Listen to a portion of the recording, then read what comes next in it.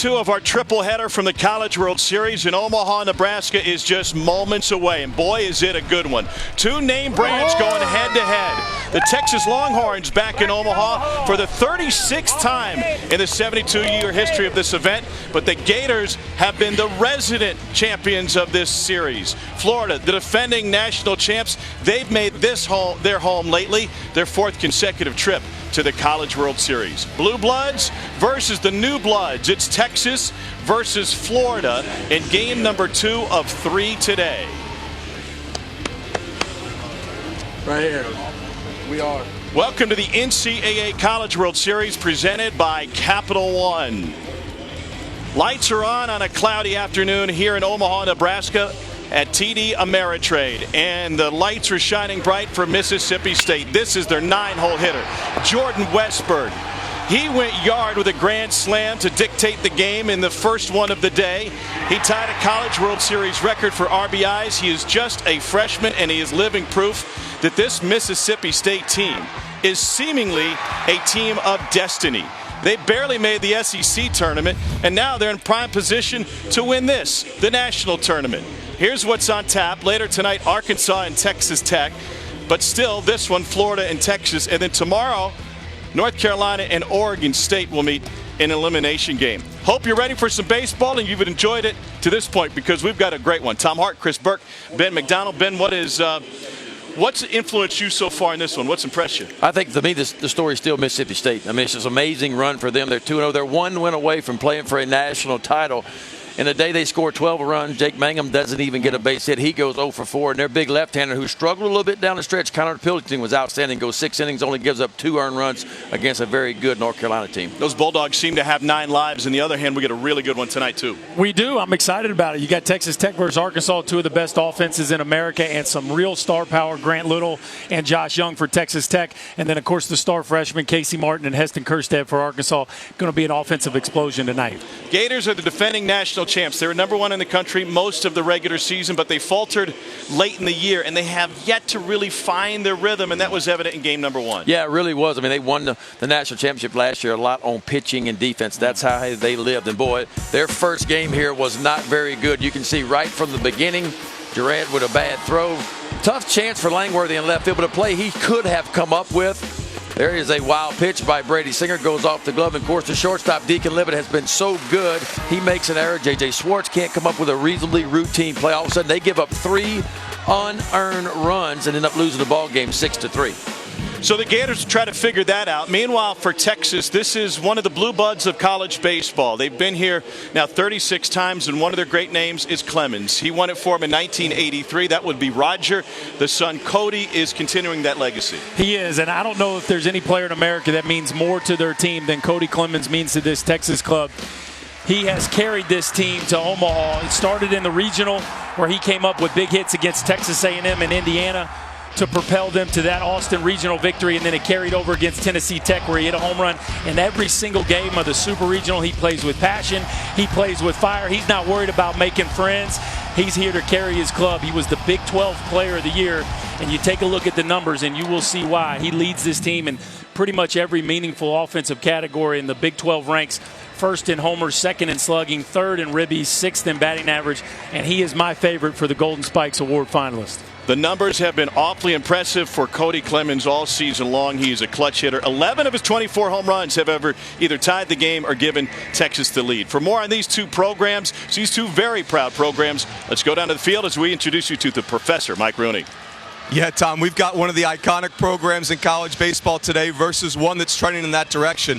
Texas has made a remarkable 36 College World Series appearances. Florida has been to Omaha in 7 of the last 9 seasons. Both of those metrics lead the country. Looking forward to a showdown with a historic power and a new power. 6 College World Series titles for Texas. Florida has one of them. It came last year for Kevin O'Sullivan and his squad. We are ready for first pitch, an elimination game between 2 name brand programs, the Gators of Florida and the Longhorns of Texas. One of them stays alive, the other one heads home.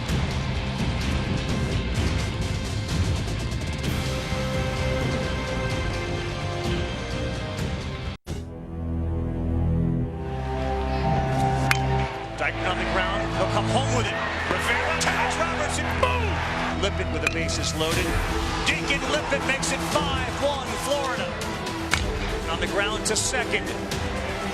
And the Gators get their first College World Series championship.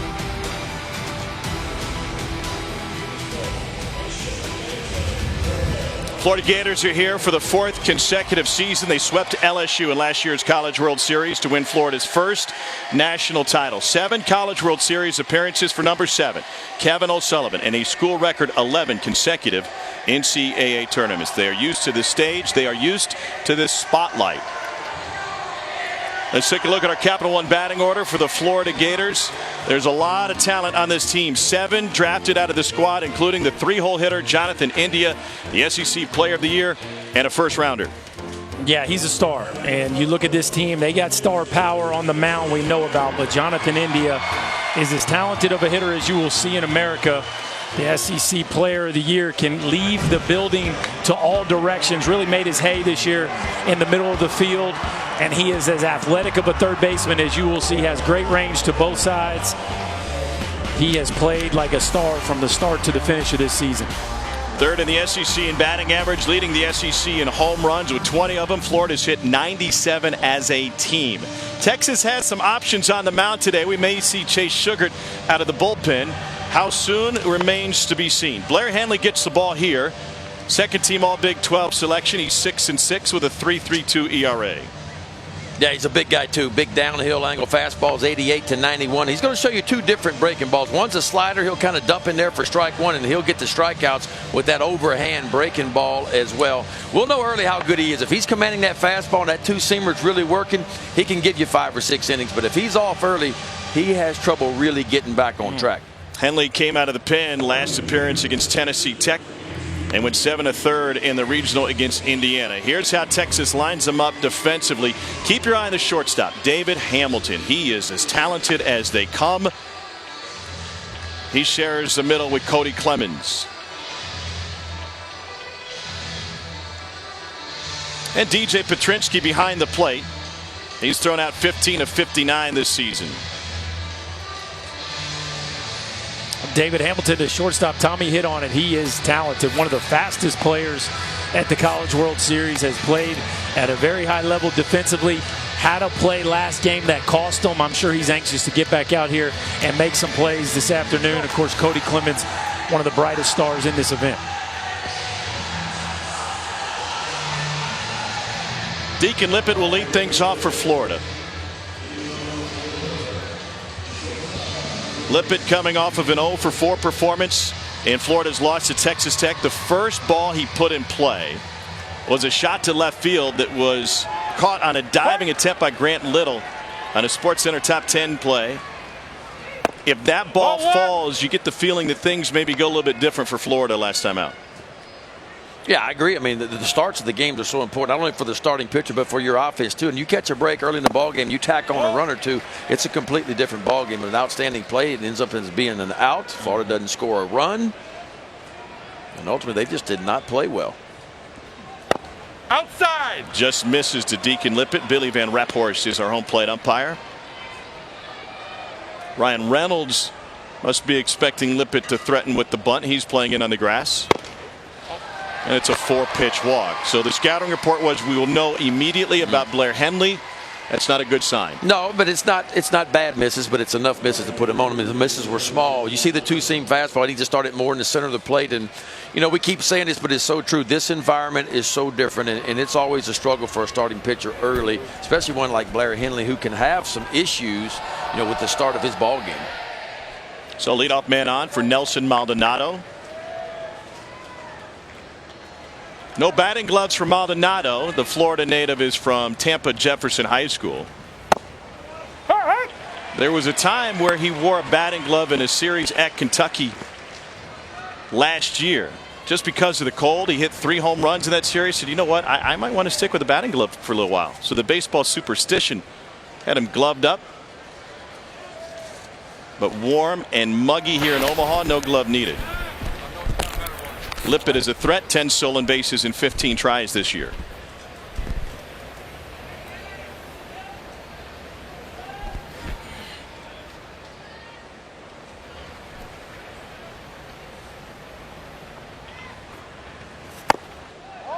And Hanley misses with the breaking ball, 1-1.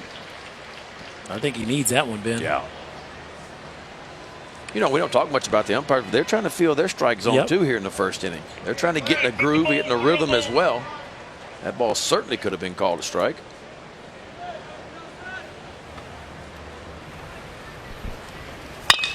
Lined up the middle, past Clemens. Lippett will round second. Tate Shaw brings it back, and Florida's got runners at first and third.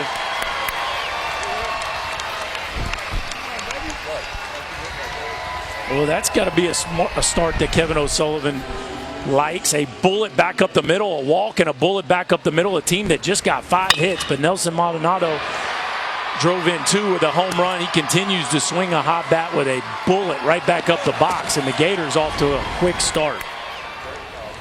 So here's the SEC Player of the Year. Jonathan India. First round pick. And he has blossomed into a great ball player. His numbers have gotten better every season.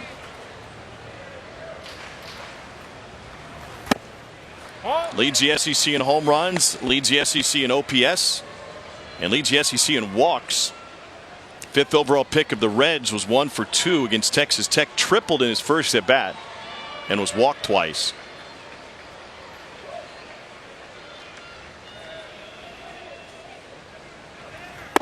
Inside. David Pierce is coming out of the Texas dugout. An early visit to Blair Henley. He walked Lippett on 4 straight. Maldonado got him for a base hit. Now he's behind in the count to Jonathan India. There's no action yet in the Texas bullpen. But one thing David Pierce learned from a guy that he coached for a long time, Wayne Graham, who won a national championship with Rice. He said, I learned from Coach Graham that I'm not going to leave anybody in the bullpen who can help us, especially in an elimination game. And so you wonder just how soon Chase Sugar will get up in that Texas pen. No, I agree. I mean, look, it's win or get on the bus, you know, and so you got to use everything you have down there. And the scout report on Henley was, look, if he's not going to have it, you're going to know pretty early. Well, to this point, not been very sharp. Now, his misses aren't bad, but still, he got to get it dialed in pretty quick. He's got a real good sinker. So in this situation, I'm sure the talk was, hey, let's find our rhythm, but more importantly, let's be down with a fastball. I'll gladly sacrifice the first run if you can roll me a double play right here. And I think that's what the idea is. I don't disagree with anything you just said except for this. This is Texas. They have a plane. Well, and that's true, but they got to get on the bus to go to the airport. Fair. So I'm kind of right either way. India rips the first into left field. Lippett will score with ease, and Florida has put the first 3 men on base. The Gators scratch across 1 here in the opening frame.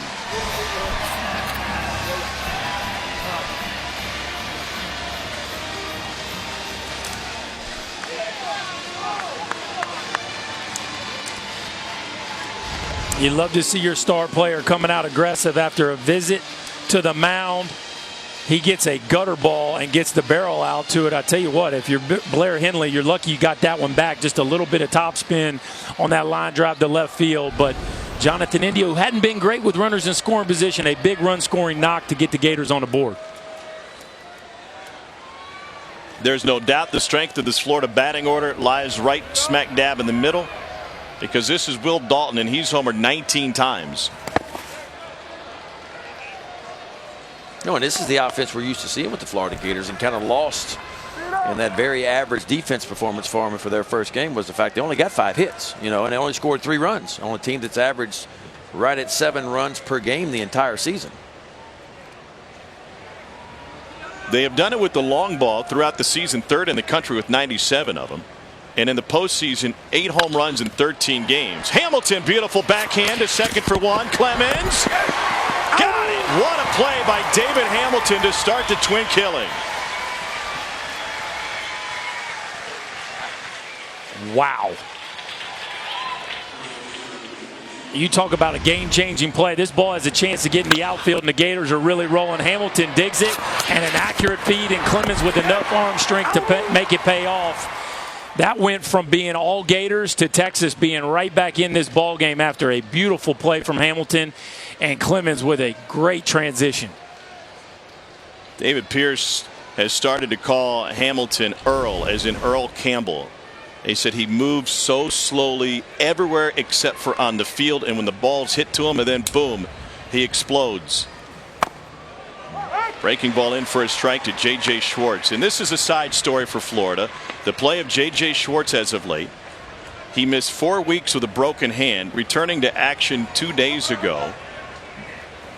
And he had a non-productive game in the Gators' loss to Texas Tech. He was 0 for 4 at the plate. And they put him over at first base where he had a couple balls get by and around him. But he is a senior. He wears the C on his jersey, and Kevin O'Sullivan put it simply. He said, "I'm sticking with my guy."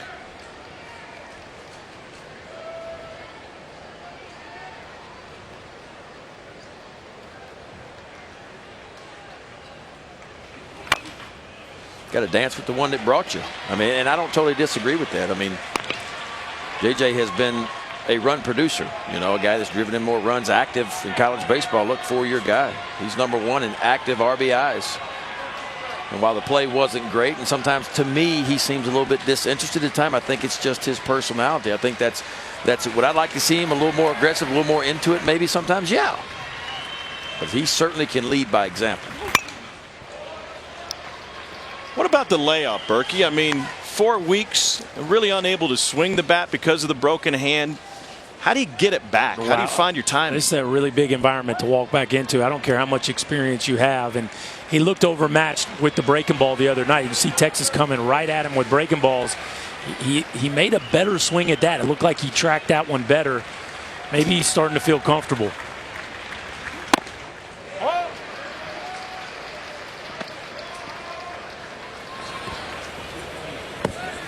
Tell me, I just don't know there's really any way.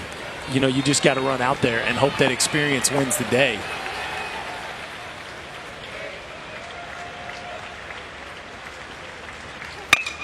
Tomahawk to left center field. Tate Shaw has plenty of room. Florida gets a run across thanks to a walk and a run. That's Hamilton. And the story of tonight, the kid is insane, man. The world's going to know your name. Is David Hamilton starting the double play, and he will lead off for Texas.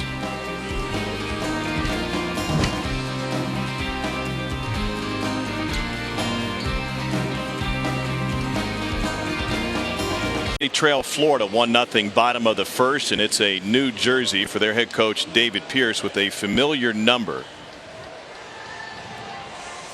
He is honoring the memory of the late Augie Garrido by wearing his number 16 throughout the College World Series. You saw a picture of Augie from the 2003 World Series when Augie was wearing number 2. That was in honor of Woody Woodman, who died the day before their first game in Omaha. And he turned to his equipment manager and he said, "Wouldn't it be a good idea if we did the same for Augie?" 10 of these players on this Texas team played for Augie Garrido, who passed away March 15th, 5-time national champion. Here's a look at our Capital One batting order for the Texas Longhorns. Cody Clemens hits third, 352. So you got power in the middle and speed at the top with David Hamilton leading off. 0-1.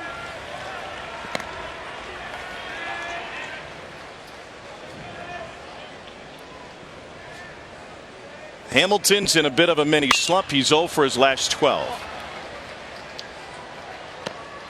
And that's the one. You see that move he's practicing there, just trying to be a little more direct to the baseball. That's a pretty good pitch to hit. The barrel's just a little underneath. Missing opportunity with a fastball in the middle of the plate.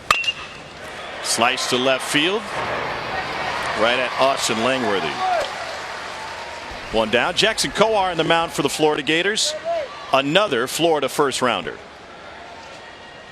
Yeah, 33rd pick by the Kansas City Royals. You see the height. I love the height. The body hadn't quite filled out yet, but it will. 9 wins this year, 12-1 last year in sophomore season. 3-1 strikeout to walk ratio. There's the other first rounder, Brady Singer. 0-1. He struggled after a hot start against Texas Tech. The Royals got them 2 Gators. Tell you what, they got 2 good ones too. Royals went heavy on college arms in the draft as they look to continue their rebuild. Pitches upstairs now to Duke Ellis. This is the highest drafted pitcher the Texas has faced this season. They are 5-6 against pitchers drafted in the first 5 rounds. Inside. 95 up and in on Duke Ellis, and the count goes to 3-0.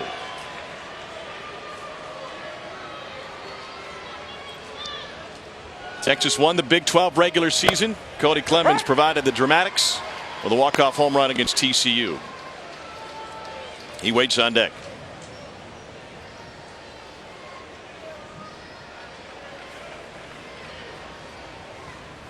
Ball 4.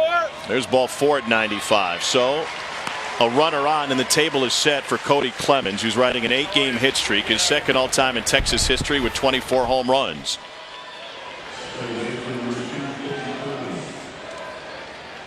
Of his 24 home runs, 11 of them have either tied the game or given Texas the lead. It's been incredible. And you mentioned the TCU series. That's kind of where the legend really started to blossom. He carried them to a Big 12 title that last weekend of the season when they needed a sweep.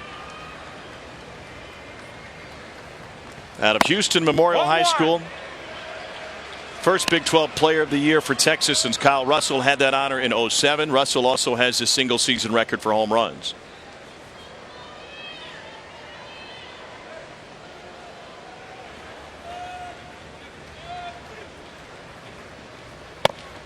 How about that?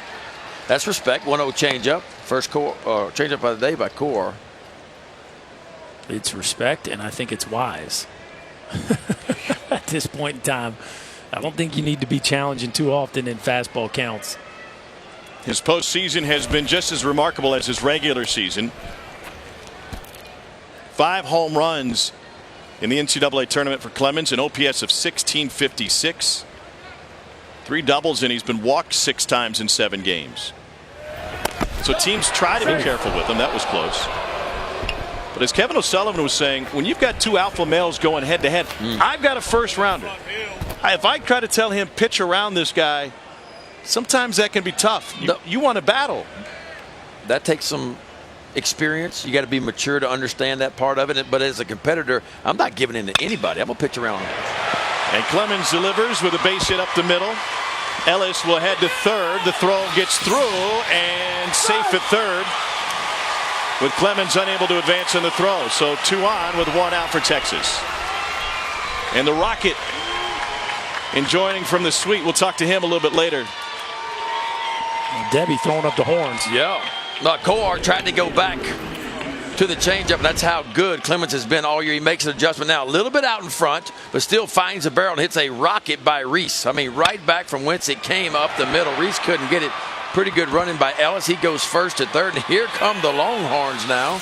First and third, and only 1 out, and the Rockets fired up.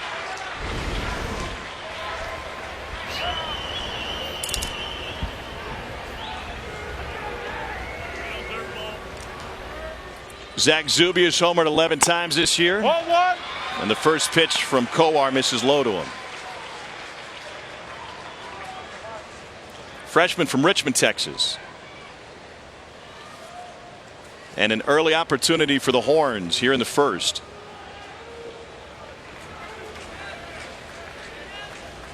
Zuby is a transfer from Tulane out of Strake Jesuit High School in Houston. David Pierce and his entire staff came to Texas from Tulane when they took over for Augie Garrido. Zubia missed some time. Tommy John out of high school, then summer school class, so he had to sit out last year as a transfer.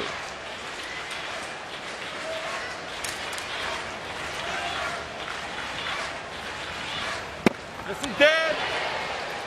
1-2. Boy, there's the difference maker right there for Kowar, that changeup. The breaking ball's a good one too, but he's mostly fastball changeup, and when that changeup really gets going, he can strike you out. And now he's in a situation where you start this situation, you think ground ball, double play, but once you get to 2 strikes, 1 ball and 2 strikes for the runner at third, now he's thinking strikeout. Did he?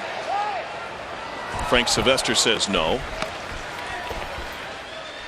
96 there as he climbs the ladder. That's a heck of a sequence. A disappearing changeup and then that riding fastball up in the zone. That's a nice take right there by Zubia. Here we go. And you think he goes right back with breaking ball or changeup once you change the eye level. There goes a changeup. First strikeout for Kowar. Pretty good sequence right there. You get the changeup for strike 2, but then you come back with a fastball. You change the eye level, speed the bat right back up again, because you got to get your foot down and get going for 96. Then you pull the string, you take about 10 miles an hour off, and that's not fair.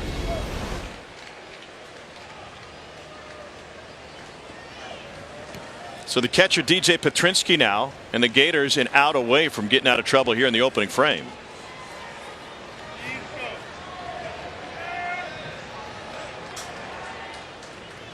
Seven of his 9 home runs have come in the last 39 games. Fastball knee high for a strike.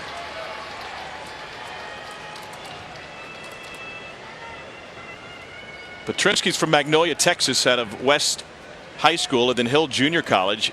Originally committed to Alabama. They had a coaching change. Texas was in need of a catcher. And the Longhorns have dipped down into the junior college ranks, which is something new for this program. That was very rare under previous regimes.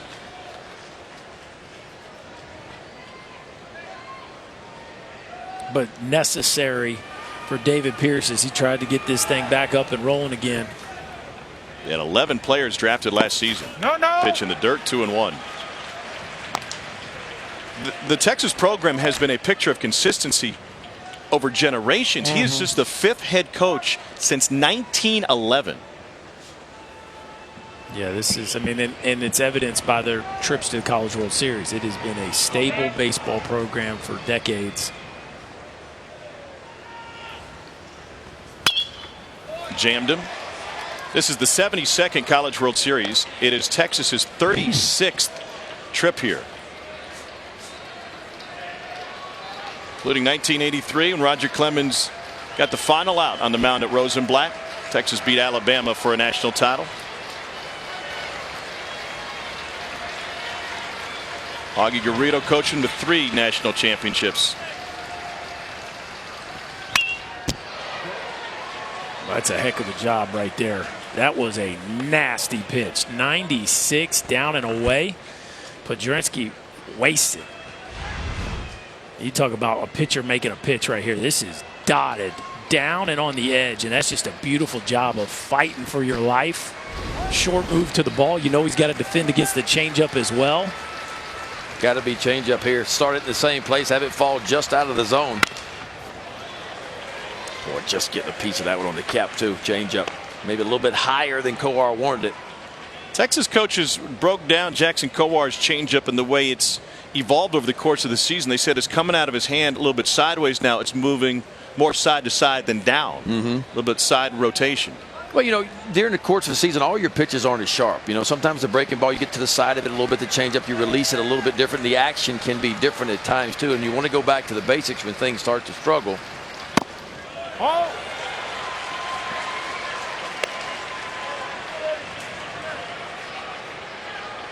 Full count now to Petrinsky. You go change up here? I think so. I mean, I'm not going to give in with a fastball here. I think it's okay to walk a guy here. You never want to, but I'm going to throw my best pitch, and I think it needs to be out of the zone. There it is. There's a wiggle for the changeup. Yeah. Got him swinging. Back-to-back Ks for Jackson Kowar. First rounder by the Royals. Works his way out of trouble here in the first after a walk and a single. 2 stranded for Texas. Thanks to this beauty of a pitch from Jackson Kowar. Through 1 inning. Florida 1, Texas nothing.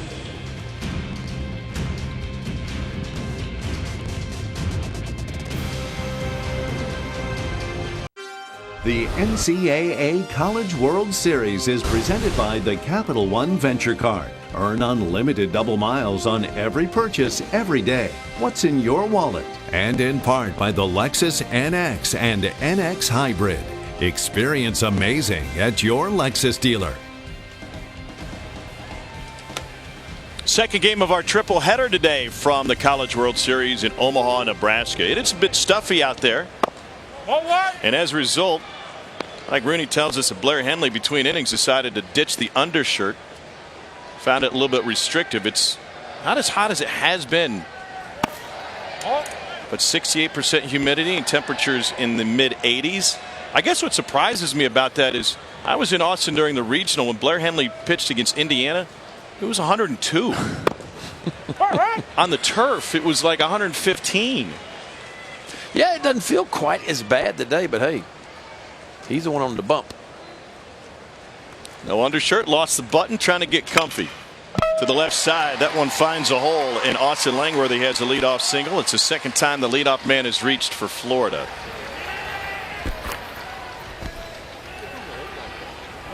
What does it tell you, though, that if weather is affecting you in a game like this and on this stage? Because you always have to deal with Mother Nature. Well, it might be a little hot, a little cold, a little windy, a little wet. Well, you hope mentally that you can because as a baseball player, we start off and it's cold, and a lot of places cold and rainy. We got to overcome the coldness, and then you get to where it gets really nice in April and it's part of May, and then most of the Southeast, it gets almost unbearable at times, and so you got to be able to pitch through all the elements. And I think as you go through pro ball, it's the same way too. You got to learn how to pitch when it's 27 degrees out. Nobody wants to, but you have to. You got to go out and perform. And I always looked at it when it was cold. I always told myself I'm the warmest guy because I'm the one moving the most. For sure. So it was a mental game for me to try to stay into it. You're kind of like those offensive linemen who never wear sleeves. No, I had the sleeves. Ground ball off of the glove of McKenzie. It'll trickle down the line. Langworthy on his way to third base. Ellis's throw overshoots McKenzie, but no further advance. Blake Reese chops one to right, and Florida's got runners at the corners with nobody out. Well, McKenzie did all he could. He climbed the ladder about as well as he possibly could, just a touch short on his reach. And here come the Gators again. Blair Henley working in a lot of traffic here early, Ben. Yeah, it's a totally different offense today. Remember, they only got 5 hits the other day. They got 4 hits already today. And we're not even through this, not even out in the second inning. Jake McKenzie might be the smallest first baseman among, if you want to say, Power 5 teams. He's 5'11". Yeah, shortest. Shortest, thank you. Figures you would correct me on that. I think 5'11" is pretty tall, but I see where you're coming from. You look up to Jake McKenzie, is that right? Well, you should. He's a 3.95 GPA. I was 5'11" in my spikes. Over back, nobody out.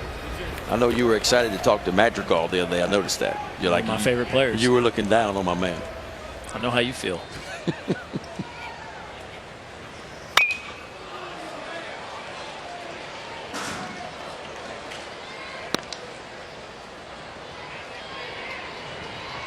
Nick Horvath has been a two-way player for Florida. Found a home in center field last season and had one of the plays of the College World Series with a big outfield assist at second base against LSU. This is a Florida team that hung its hat first on pitching and secondly on defense last year on their way to their first ever national title. Different iteration with this roster because of the power and the offense that was there, especially early. Yeah, we knew all year long that they were a more complete team offensively. But there were some questions, is the defense as good? And for a while there, we thought maybe they were. But lately, not quite at the same level. Yes, he did. That'll take care of Horvath. Pardon me, 2-2 on the check swing. Well, we told you about Blair Henley and being able to get that breaking ball going. So that hard, tight sliders to get ahead. And, boy, he can throw that hard breaking ball, too, the overhand breaking ball. And, yes, he did. Yeah, the amazing thing for me about the Florida offense is, I mean, they hit 43 more home runs this year than what they had last year. That is there's a lot of teams don't hit 43 home runs, period. Runner goes from first. They won't bother to throw, and it's a stolen base for Blake Reese. I love it. Henley's fastball's been getting hit around. He just got a check swing on a breaking ball. You guess breaking ball, and you walk into second on an easy stolen base. This is called picking a pitch, and that's easy money right there when you take off the steal and it's a bounce breaking ball. And now you get a chance to score a run without the need of a base hit. Chase Sugar is now throwing in the Texas bullpen. He was expected to relieve Henley and will be called upon at any time now. The payoff. That one down to the shins of Petrinsky, and the bases are loaded. A seeing eye single, a chopper over the first baseman's head, and now a walk. And kind of similar to the first inning, Ben, when it brought up the fact that Lippett walked to start this game, it hasn't been terrible for Henley. He's been right there. Maybe some bad luck. Yeah, a little bit of bad luck. You're right. I mean, he just can't catch a break. I mean, thank gosh the first inning, his defense bailed him out. They turned an outstanding double play. It's going to take that kind of effort again to get him out of this jam. But he's not pitching bad, but two and high singles. And, of course, he's contributed to it, too. 2 walks in 2 innings as well. Here's Jonah Duran, the 9-hole hitter, well-traveled player for the Florida Gators. He took over behind the plate during the SEC tournament after the Gators tried a couple of guys in place of J.J. Schwartz. He reaches for this one into right field and shallow. Ellis coming on, catch made, and Florida's unable to move anybody in. Big out. Yeah, big pitch made too. Henley was able to make a big pitch. The first inning, gets out of a jam. But for Florida, this is when you got to be good. You know, you got to find when you don't need a base hit to score a run. It's going to be big. Fastball just kind of down and away, and Duran could not do enough with it. Right fielder Ellis comes running in. There's a runner over at third base going halfway instead of getting back to the bag to tag. But of course, the ball is too short to tag up. Lippett walked on 4 straight to start the game.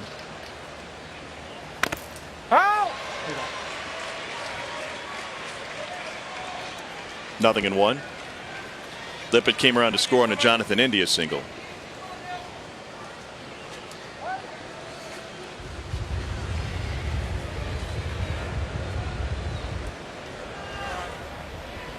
Bases loaded for the Gators and Deacon Lippett. And he fouls one off.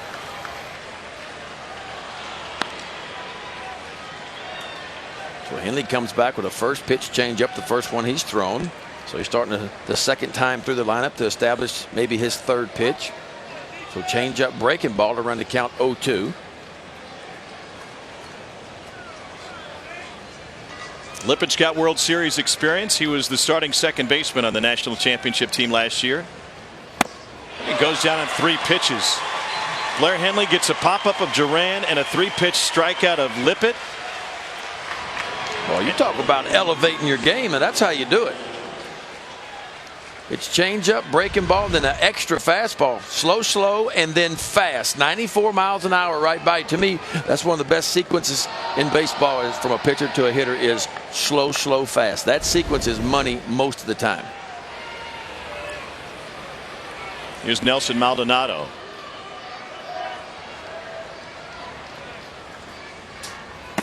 Maldonado had the big hit for Florida as they tried to come back against Texas Tech 2 days ago. It was a 2-run home run in the 7th inning. Part of a 2-for-5 performance for the Florida junior.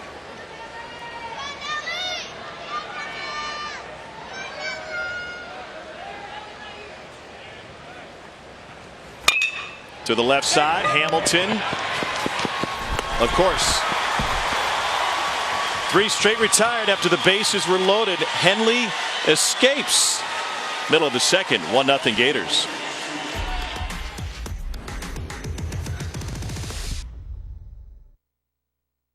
Houdiniac by Blair Henley.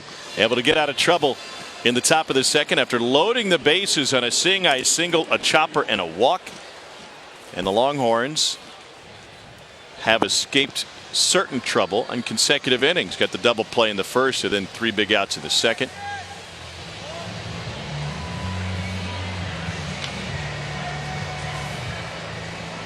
Grounds crew 1, beach balls nothing.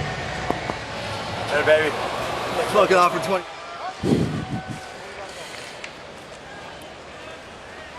Here's Jake McKenzie. One inside. Talked about him a little bit earlier being at first base. McKenzie is a Texas graduate, finished with a 3.95 GPA in petroleum engineering, so he is now a petroleum engineer. You know that NCAA ad campaign? Going pro in something other than sports, where he's going pro, and he's built in a little bit of wiggle room. He's going to start his first job and start his career on July 30th. Get some time off. I think he's earned it. I almost did petroleum engineering, but I decided against it.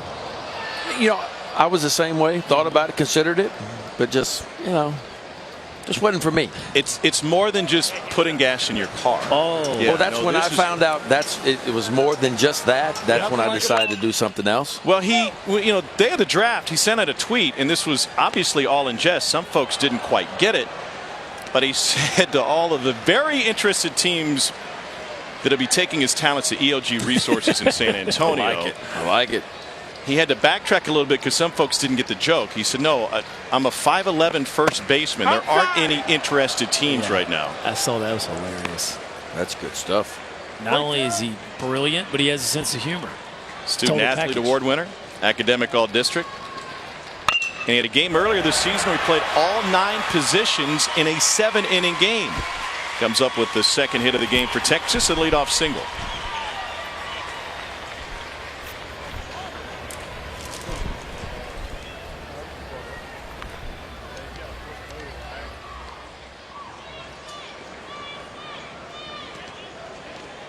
And here's Mason Hibbler.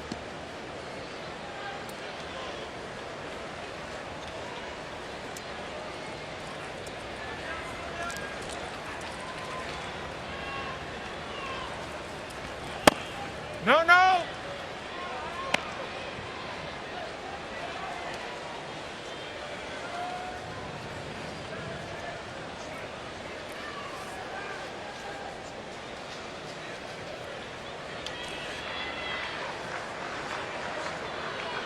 Hibbler, junior from Cypress, Texas, out of Odessa Junior College. Oh. Pretty good pitch right there. Sully doesn't like what he sees. Yeah, the way Kowar finished the first inning, you know, big situation. He gets punch out against Zubia and Petrinsky. It's almost like he comes back out here in the second inning, and it's a different arm. You see a difference in the radar gun? No, the radar gun looks the same, but the stuff, you know, he gets behind and has to throw a fastball. You get a leadoff base hit, and then it's ball 1, ball 2. But if you look at the pitch, I mean, 32 pitches, 16 strikes, 16 balls. That's not like Kowar.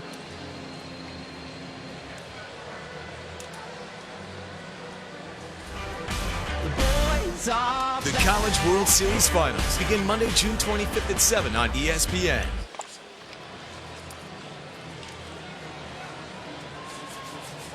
So 2-0. Let's see how he gets back into this bat, or does, against Hibbler. But 0 offers coming out of high school with the junior college route. Ends up as a Longhorn. He drives this one to straightaway center. Horvath drifts back. Catch made deep. 1 down.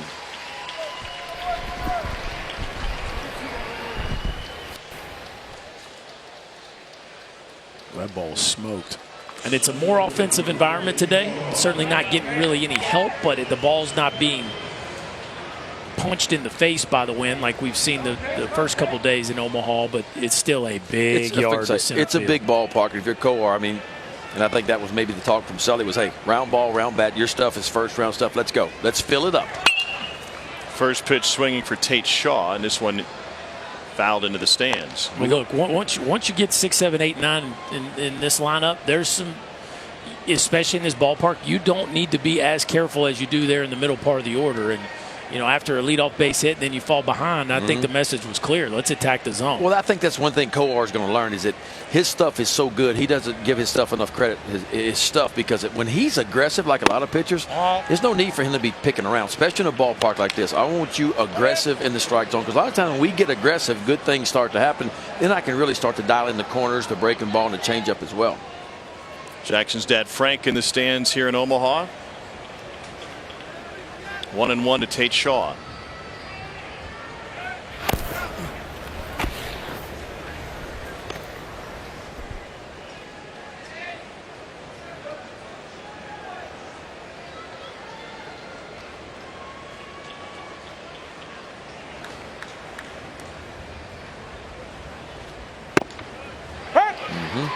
Durand held it. 1-2.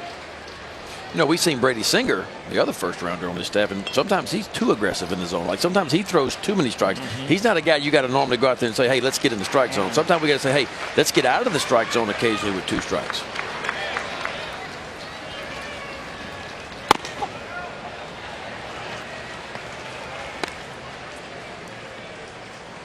I think you go right here. I think you send a runner. You're either going to get a changeup, a swing and miss changeup that you probably steal the bag on easily, or you get a fastball in the zone and you trust Shaw to put the bat on it.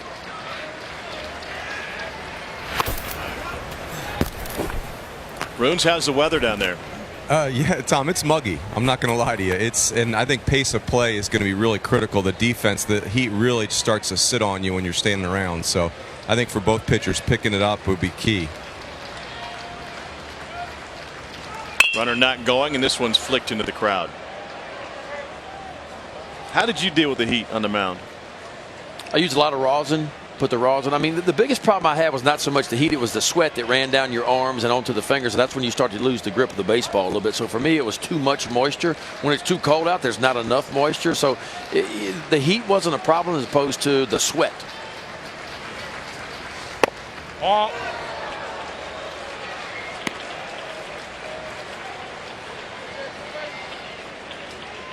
Did that affect your tempo?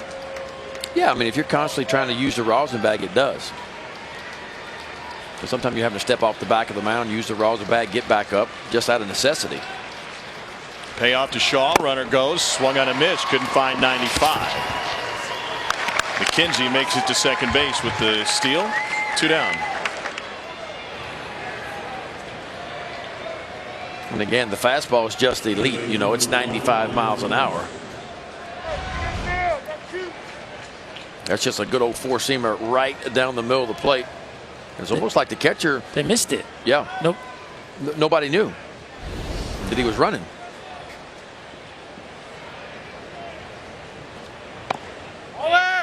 And Lippett broke to cover the base, but it's like Duran just got so enthralled in the pitch that he didn't even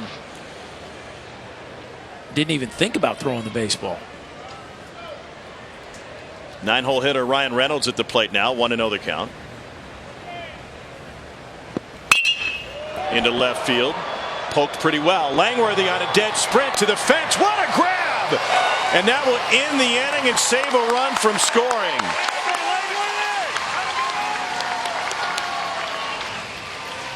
It's a 1-0 Florida lead. And it's preserved by a great catch in left field by Austin Langworthy. Great catch, and we'll catch up with a great pitcher. Roger Clemens visits the booth to talk about Texas baseball, his son in the College World Series. Let's take you back to Rosenblatt Stadium, 1983. Roger Clemens on the mound to finish things off for the Texas Longhorns against Alabama in the Baby Blues. That would lead to a national title for Texas on a team filled with big leaguers. One of 36 trips to Omaha. And the first pitch of the inning, backhand attempt by Reynolds and no play. Jonathan India reaches to start the frame. So we welcome the Rocket to the booth. Roger Clemens, thanks for joining us. This has been quite a run for your Longhorn program over the last few weeks. Yeah, it's been fun. They've put it together, and I think just like one of the other teams, I think Mississippi State, they started off slow during the year, and we did too. So got it together, and here we are in Omaha. So it's very special. Leadoff man on here for Florida. Let's talk about your experience quickly. Cody was talking to the media a couple days ago, your son who plays second base for Texas, and he said that your message to him was your trip to the College World Series in 1983 and that national title was as meaningful as anything you accomplished. Look at this pitch. Kicks high off of Petrinsky, and India will end up at second base. What made that experience so meaningful to you?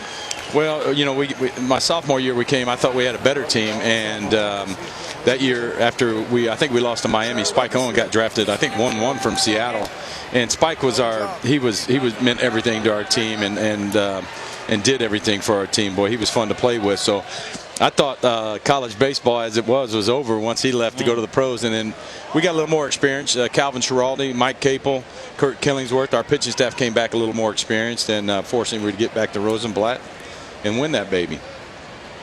Will Dalton at the plate for Florida.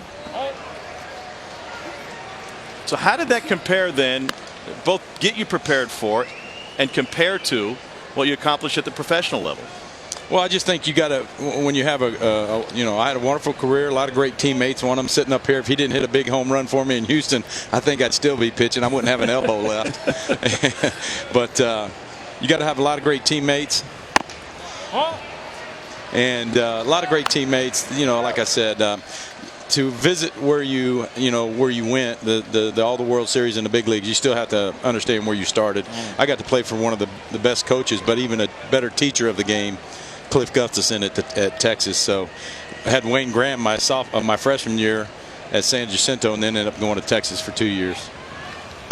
Well, how about the perspective on the college game from then to now? How much has it changed?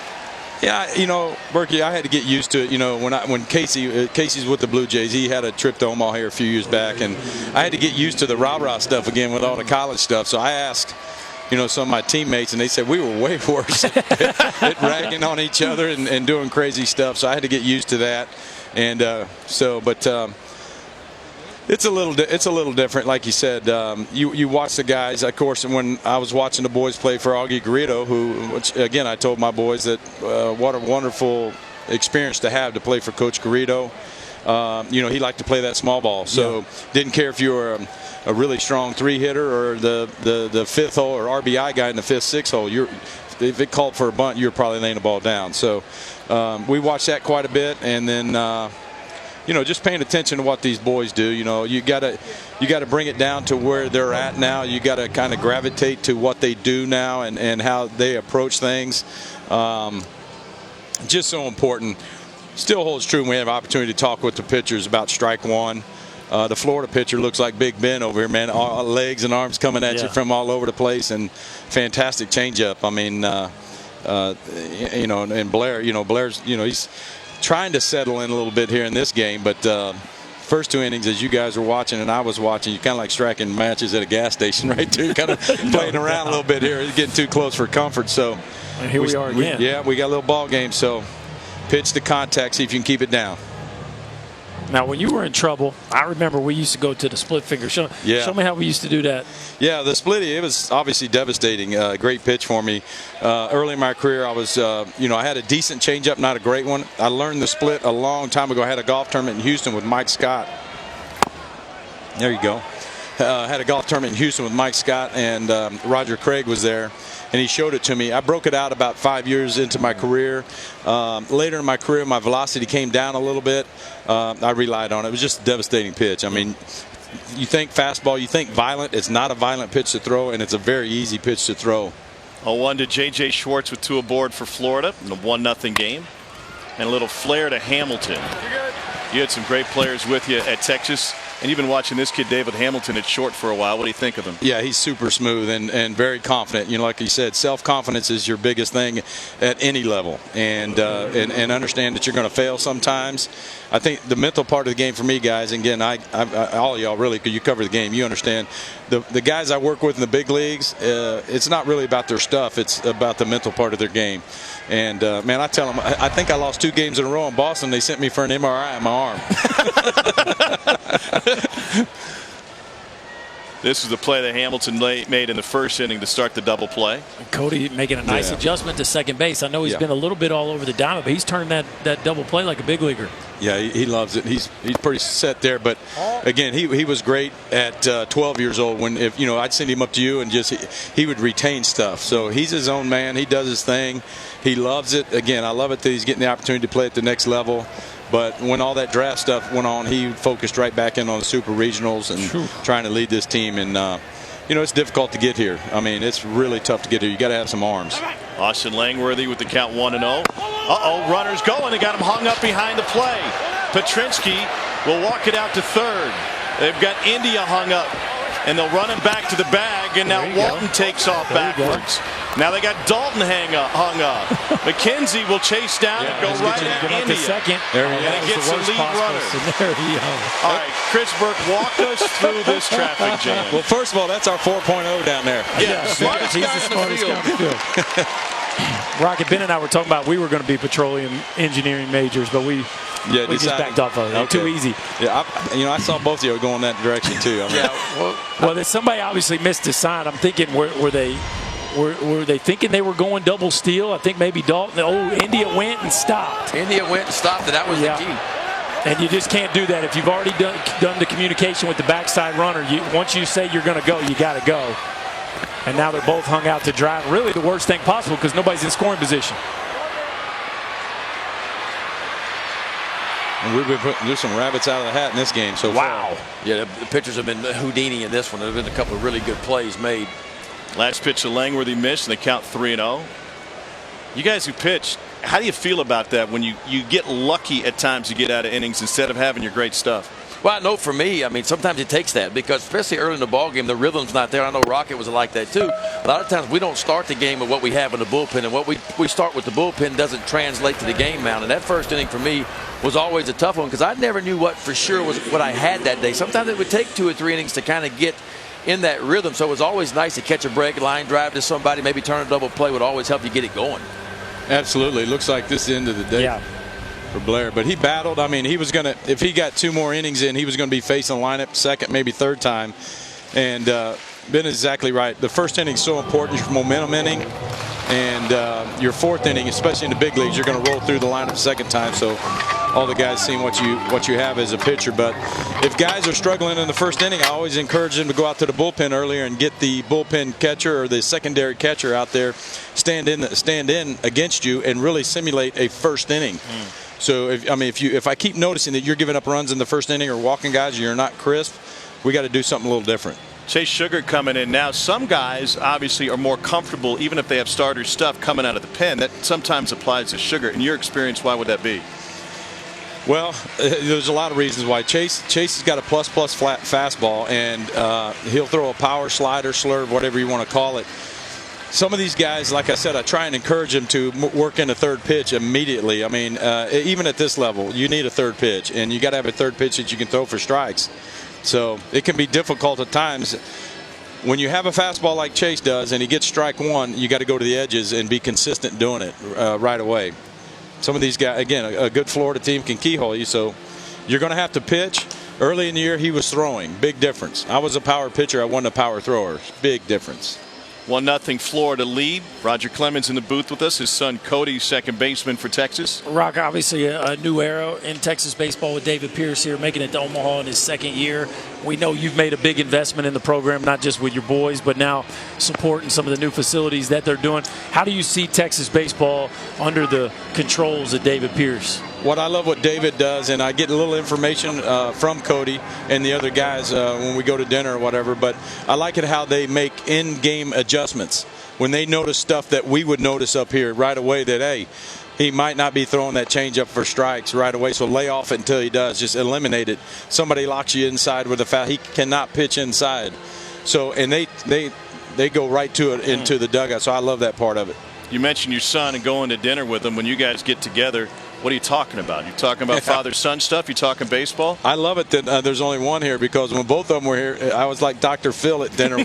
one was 0 for 3 with 2 punchies, and the other guy was 3 for 4. So I'm saying, hey, nice night, whispering over here, and I say, hey, you go get him tomorrow. You know, I mean, I was like waiting on an elevator. 7 Cy Youngs, 1983 national championship for the Rocket, and then the kids came around. Kobe, 8th round pick in 05. Casey, 8th round pick in 2017, and now Cody, 3rd round pick to the Tigers. What do you tell them and what do you teach them about the change going from college ball to the pros? Well, now you got your older brother, my oldest son, Kobe, their oldest brother, and he had the biggest pop in the family. He could hit the ball out of anywhere. And he changed positions a couple of times, but I really was hoping that he'd get a chance to showcase his skills. But he's teaching now, and he loves it. He actually had twin boys, so now I'm Poppy Rocket. Wow, Poppy Rocket. That. Yeah, chasing those little crumb crunchers around. Blake Reese at the plate. Chase Sugar out of the bullpen, and the first pitch is a fastball on the edge for a strike. How has Cody handled all? Man, he's turned into almost a rock star the last month. You know, he seems like he's really handled it well, and a lot of people feel like, he's probably the front runner for the Golden Spikes Award, which is just a phenomenal award. But he's deserved it. But coming here to Omaha, it's like he's turned into a whole different guy, but he's handled it well. Yeah, Benny, thank you. He's, like I tell guys, and Berkey knows, he's seen my boys around the clubhouse, and the pitch right there. They've seen him around, and it's not cliche, whatever you want to say it, or oxymoron. If you didn't know they were my boys, you probably wouldn't know it. And that's the way they carry themselves. They know they're going to get some grief and some flack on the outside, but until people really get to know you. And again, I want him to be a fiery, intense player when he's on the field and be the sweetest kid off the field. Well, you got that part right. He has followed along in those footsteps, that's for sure. Yeah, he plays with an incredible amount of energy. He does. And he's able to channel it like Casey does. when something's going on out there. Even when Casey was pitching his freshman year, they're able to channel that. And that's what you have to do. That's the third step, physical, mental part of the game, and then your emotions come into play. I tell people in 24 years it got the best of me a couple times, but you know what? I care. 1-2 to Blake Reese, and Sugar will look the runner back. I tell people I care about, my job and having some fantastic teammates. Like I said, that's the only thing that matters to me. If you want to talk about me or how, I had a football mentality on the mound or whatever the guys would say, but my teammates meant the most to me. When I look at my awards, individual or rings, I think about my teammates. I think about my fantastic catchers that paid attention to detail, because I called 90% of my game from the mound. When a foul ball went off, I would look, and my guy knew what was going on. Swing and a miss. We got Cody coming up third in the bottom of the inning. Will you stick around? Absolutely. Awesome. We'll talk more with Rocket. We'll break down his son's game. 24 home runs on the season for Cody Clemens in a one-run game. He is due up third for Texas. Well, Cody Clemens is due up third for Texas. 24 home runs and 72 ribbies. He's riding a 9-game hit streak now. He has a flair for the dramatic. He does, and the reason he's so tough to pitch to is because he can control the whole strike zone. I love the way the foot gets off the ground, gives him a chance to make some adjustments to different speeds of pitches, and we know he plays with intensity and passion, and again, nobody has meant more to their club than Cody Clemens this year. Dad Roger in the booth, what did you think when he flashed the horns at the A&M dugout? Well, he was just giving it back to him. Sometimes these guys start it, which, like I told you all earlier, I got to get used to this college stuff. But some of them throw horns down, and he takes offense to that. So when he does something well, he does the horns up. But everybody's like, oh, he started that. Now, that kid won't start it, but he'll finish it. He does that at the home. I have a hard time convincing him to take out the trash now. David Hamilton trying to bunt his way on. 0-2. They love me when they need some BP, though, Ben. All of a sudden, I'm their favorite. How's that shoulder holding up? Oh, man. Bionic. Thank goodness it's I'm used to ice. Now, I notice he wears number 2. Is that a Jeter thing? I think so. I mean, he's had it for a while. He wore 2 and 3. But, yeah, Derek sent him a jersey when he was younger. And Casey was wearing 42, so Mo sent him one. Rivera sent him one. So that's pretty good to have take a peek at when you walk in your room. I didn't notice that. Yeah. Jeter and Rivera, those are 2 good jerseys to wear. You think?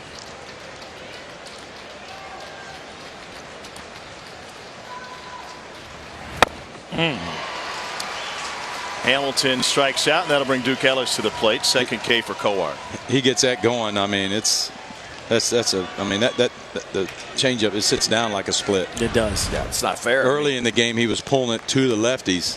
I think that's why I think Cody hit one. So this will be interesting too to see how they react. Look at that rotation. Yeah, when he throws it in the middle and it sits down. Yeah, Cody did hit a changeup, a little up and out. Was it up and out? Yeah, it was. Yeah. It was up and out. The first one was down, and he swung through it. Of course, first one he swallowed. Early in the game, the right-handers, he was yanking it away, but still, to the righties, it still must look like a fastball because the guys are waving at it. 0-1 to Ellis. You talked about the splitty that you threw. Did you throw a changeup, or did that take the place of it? I did. I had an okay changeup that I used, but my split became kind of pretty much my out pitch. Guys would see 8 punch outs with it on SportsCenter, and they thought I threw it a lot. In a 120 pitch game, I might have thrown it 23 times maybe. But they would see it, and then you would run into a team that knew that they tried to get off early on you. So you throw I'd still work off my fastball, and then I would go to the split a little bit earlier to try and slow those hitters down. 1-2 to Ellis is low. Show the camera. What'd your changeup look like? Same thing. It's almost just inside. I mean, I just wrapped it. These meat claws. And then you had the little league curveball you used to throw 3 or 4 times a game. Oh yeah. And then everybody thought I had a cutter, but it was just a true slider. Yeah, that's nasty. 3 strikeouts for Kowar. Let's hear from Cody Clemens. My dad said it was an unbelievable experience. He said that it's the best feeling when you're playing with your best friends in college in this environment. And he said you'll go off, into your pro career, and all of his, awards and World Series that he was in and won. He said that this one definitely has a special place in his heart. Try to jump him right there. Yeah, that's awesome. That tells me that like I said, when they got older and they're mentioning about playing for the Red Sox and the Yankees and the history and the guys that played before me, is pretty cool.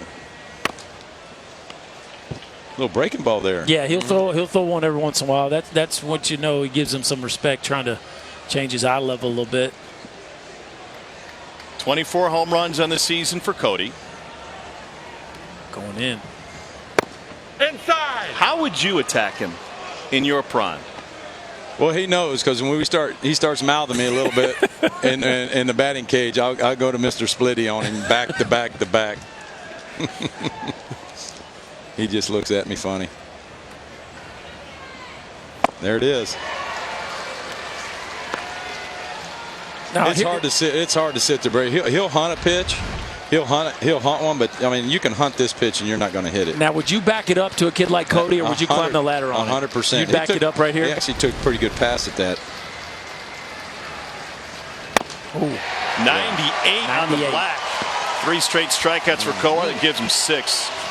Rocket, thanks for dropping by. Thanks, Appreciate guys. it. Appreciate Enjoy the rest of your ride. Thanks for having me. Florida with a 1-0 lead through 3 here in Omaha.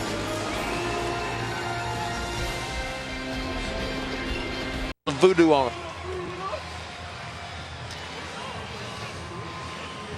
Welcome back to Omaha with Florida skipper Kevin O'Sullivan. Sully, Kowar looks really good that last inning, especially. What'd you say to him in the second? You know, we talked about the umpire. It looks like his strike zone's, fairly tight, and he's got to throw the ball across the plate. And I think he was 2 for 9, first time through first pitch strikes, just to pitch ahead and let our defense work. What'd you see from him in the third there? It's pretty good. He got his change up out front and finished off, a really good hitter. And Clemens with a fastball in. He located his fastball to both sides, and that was obviously his best inning so far. So a lot of traffic for you guys offensively, trouble punching it through. What do you need from him from here? Just one guy to kind of step up. We try to put a double steal on there with running first thing, kind of get it going a little bit. I guess Jonathan said he didn't get a good jump, and obviously Will took off. And we're just trying to force the issue a little bit. We just have a hard time the last couple games, getting a big hit. So we're just trying to push it a little bit, and hopefully somebody will step up and get a big hit for us. Thanks, Sully. All right, thanks, Runes. Kevin O'Sullivan and the Florida Gators won the national title last year. They won it with great pitching. Faedo and Singer, pair of first-rounders. Now they're getting great pitching from Kowar. He's coupled with Singer. Another couple of first-rounders. They've never lost back-to-back, right? They never have. And you can tell Sully's trying to figure out a way to jumpstart the offense. It kind of has a weird feel because it looks like Kowar's locked in. Florida's offense feels like it's been really good, but yet it's just a one-run ball game. So it's kind of a weird feeling if you're in that Florida dugout, because you probably feel like you're up more than one, but reality is just one swing away from being tied up.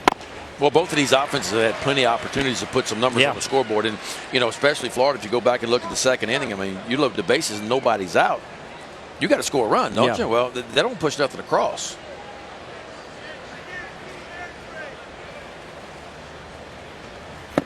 Nick Horvath looks at the pitch low, 2-2.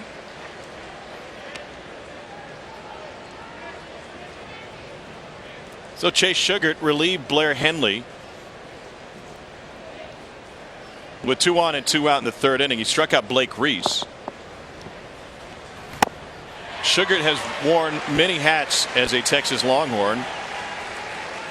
Part-time closer, now a starter. We go back to Jackson Kowar and his pitch sequence to Cody Clemens. Yeah, this is how you attack one of the best hitters in the college game, and certainly one of the hottest hitters right at the end of the season. So it's a fastball, middle away, just to kind of get it going. Breaking ball misses, change it a little bit. You paint the inside corner, you speed it up, and then a 2-1 changeup, and then how about that? Some naked heat at 98 off the outside corner. So speeding up, slowing down, showing you something a little bit different, and that sequence would work on anybody at the big league level right there. Jonah Durand at the plate. Roger, right when we went to break, took off his headset. He was leaving the booth, and he said that at bat reminded him of his at bat against Reggie Jackson when he first got to the big leagues. He said, yeah, here's a guy I always wanted to face, and throughout the game my fastball is 92, 93, 92, 93. Then Reggie gets up there, 98, 98. Yeah.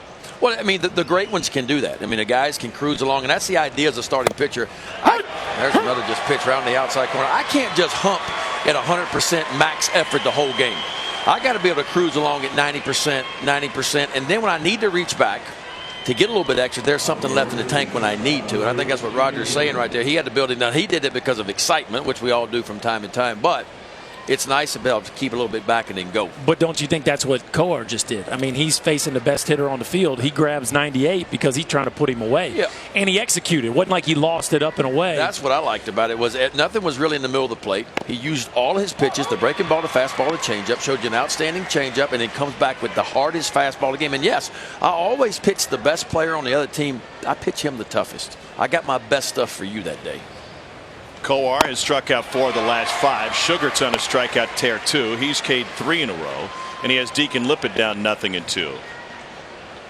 And a lot of times when you face an ace or a first-round talent, you'll get one pitch, and Clemens had a chance on that first one, and after that, boy, Coar just dialed it in. That's 95 up in the zone, and it's 3 straight in this inning, 4 straight overall for Sugart. He has struck out every batter he's faced out of the pen. How about Chase Sugart coming in? It was our guy from Florida, Coar, punched out the side. Sugart said, you know what, I can do that too. He punched out the side in the 4th.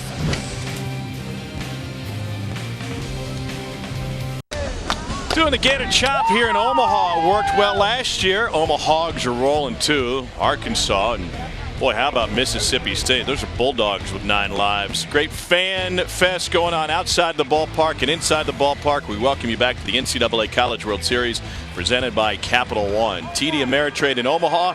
Game number 2 of 3. Mississippi State put it on North Carolina in game number 1 today. Getting a grand slam from their 9-hole hitter to set the pace. 1 ball, 1 strike now. Is it good when your 9-hole guy drives in 7? Does that happen every day? I think normally you'll win that game. Normally. Up and into Zach Zubia. A lot of talent coming out of both of these programs. 7 drafted for Florida. Texas had 11 drafted last year. Popped up right field. Will Dalton calls for it. Let's check in with Mike Rooney. Guys, I walked by Texas third base coach Sean Allen in between innings, and he goes, how about those 6 outs? Not a real good day for the hitting coach.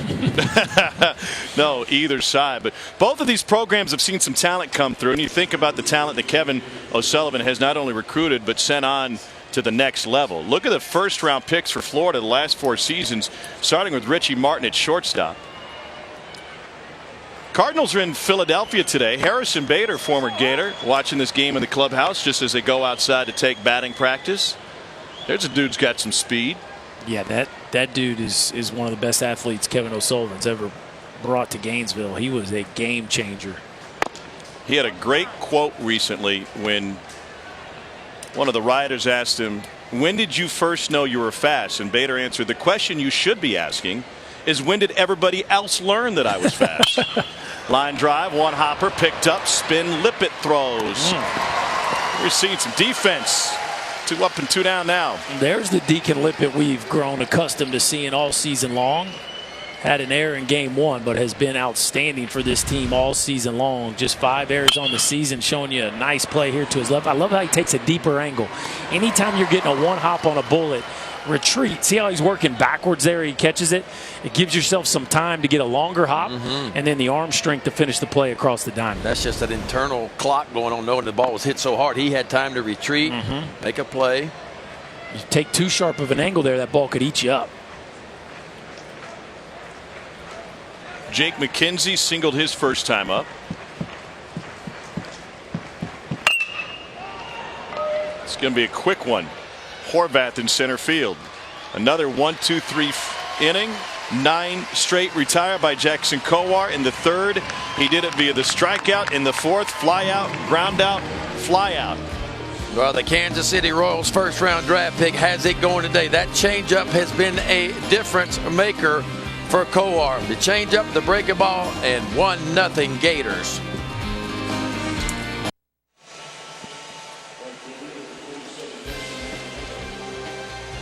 Here's a look at the College World Series bracket. It's presented by Capital One. Tonight, Arkansas and Texas Tech in a game of undefeateds. Washington's already been eliminated. Mississippi State in the catbird seat. They're sitting at 2-0. This is an elimination game. 0-1. The winner of this game plays the loser of Texas Tech versus Arkansas on Thursday. UNC plays Oregon State tomorrow night in an elimination game. The winner of that faces Mississippi State in the national semis on Friday. And then it's a best-of-3 championship series starting Monday night. Nelson Maldonado 1 for 2, had a base hit in the first. Chase Sugar ties him up 2-1.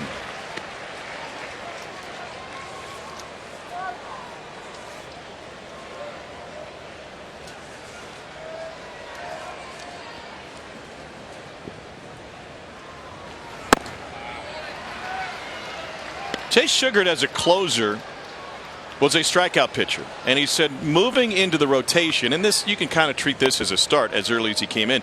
He said, I had to learn not to try and strike everybody out. So my coaches taught me that those strikeouts can come with innings pitched. I can still reach the same number if I can stay deeper into the game. Ooh, Maldonado will have to pick the bat up and return. Well, it's a different mindset from closer to starter. I mean, closer, you have to miss bats a lot of times, especially when you come at runners on bases. It's a strike, two-seamer. Might have caught some of the play, but it could have been called a little bit up in the strike zone. Certainly, Maldonado thought it was.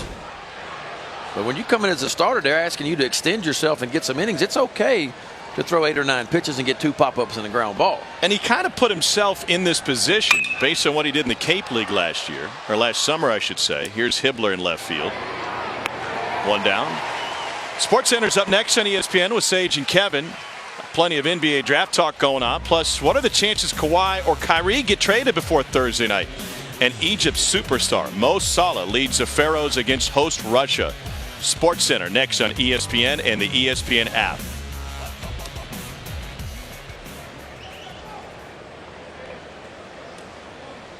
Here's Jonathan India now.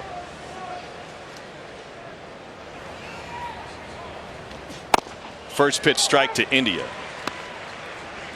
About that, 97 miles an hour from Sugar. I had him early in the year, and I didn't see any of that. Not that kind of velocity.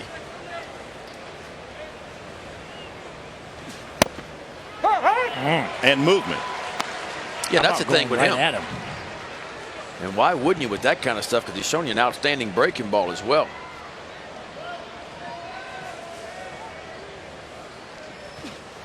Well, Sugar went to the Cape this past summer. A couple of his teammates, Noah Davis and Justin Hoover, were both starters. They left, and he turned to head coach Mike Roberts and said, I'd like a chance to start. And then he called home. He told David Pierce, hey, I'm starting in the Cape. You think I could start for you? This one straightaway center. Deep. Shaw at the track. And the ball will die there.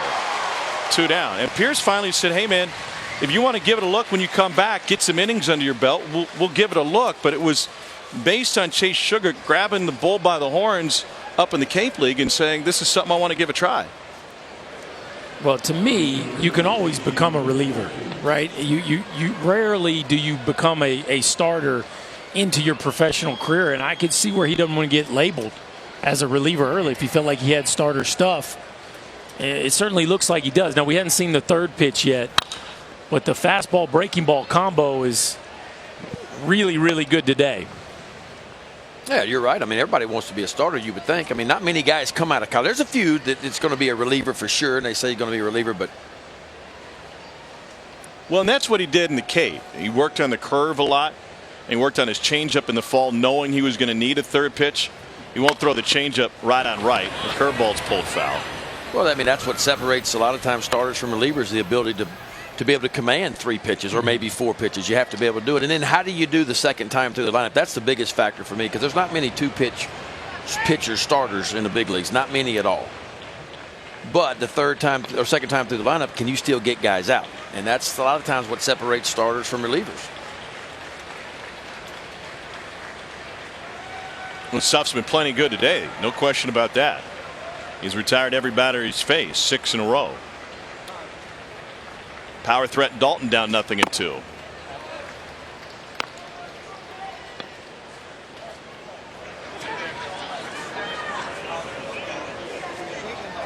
Might want to slide that over to video. You might get a good one.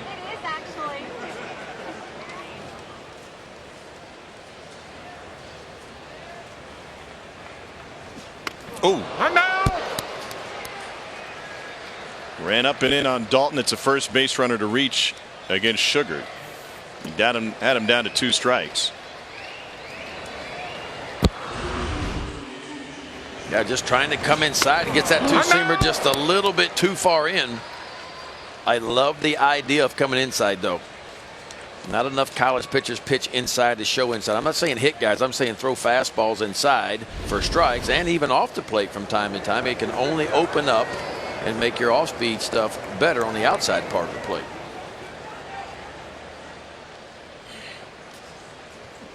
J.J. Schwartz flinches at the breaking ball.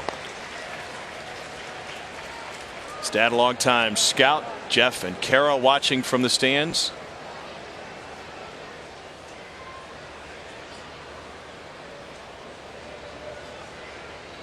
Burst onto the scene as a freshman, had 18 home runs in a batting order that was able to protect him in many ways because he had 18 home runs, hitting primarily like 6, sometimes 7. Boy, you brought up Harrison Bader. That was kind of the dude in that lineup. And you had Richie Martin and Buddy Reed. I mean, just so much depth in that line. That was one of the most talented Florida teams we've seen. Peter Alonso. He can swing it a little bit.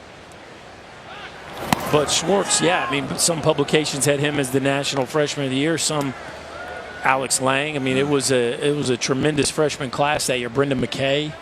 Did that start for JJ? Did that do him a disservice? I mean, was some of that fool's gold? I think the production was going to be hard to repeat when you go from just one of the guys to the guy.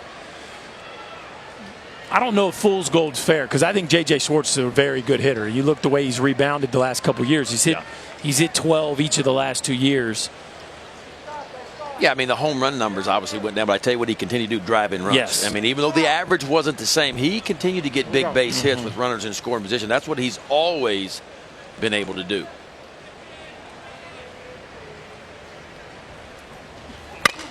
And he lines this one into left field. Hibbler over to scoop it up off of a hop. And that'll hold Dalton at second. It's the first hit for J.J. Schwartz since middle of May when he left the Mississippi State Series with a broken hand. And you know Dad's fired up about that. Yeah, and he's going to hit. I mean, look, everybody knows he's going to get a ton of breaking balls. He did not look good in game 1 on breaking balls, but he's like a lot of the good hitters. The timing starts to come back the more reps he gets, and the more breaking balls you feed him, eventually he's going to begin to make some adjustments. So that right there went a long way. Not only does it give him a hit and some confidence, but maybe he starts to see a few fastballs the next time up. Lars Davis will hand off hand protector for J.J. Schwartz. Ben, what do you think when you see those oven mitts? Yeah, I don't know what to make of them. Thanksgiving dinner?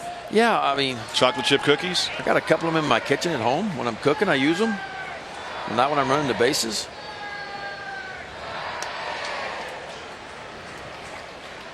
Langworthy was cooking against Auburn, a walk-off home run in the 11th inning to get the Gators back to Omaha.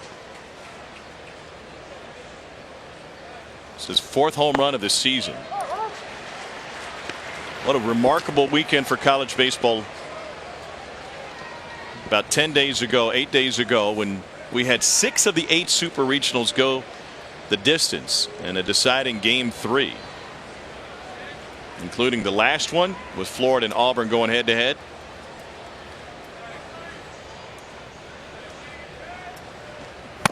And we almost got a reprise out of the bullpen of 2 of the best pitchers in college baseball who started against each other in game 1.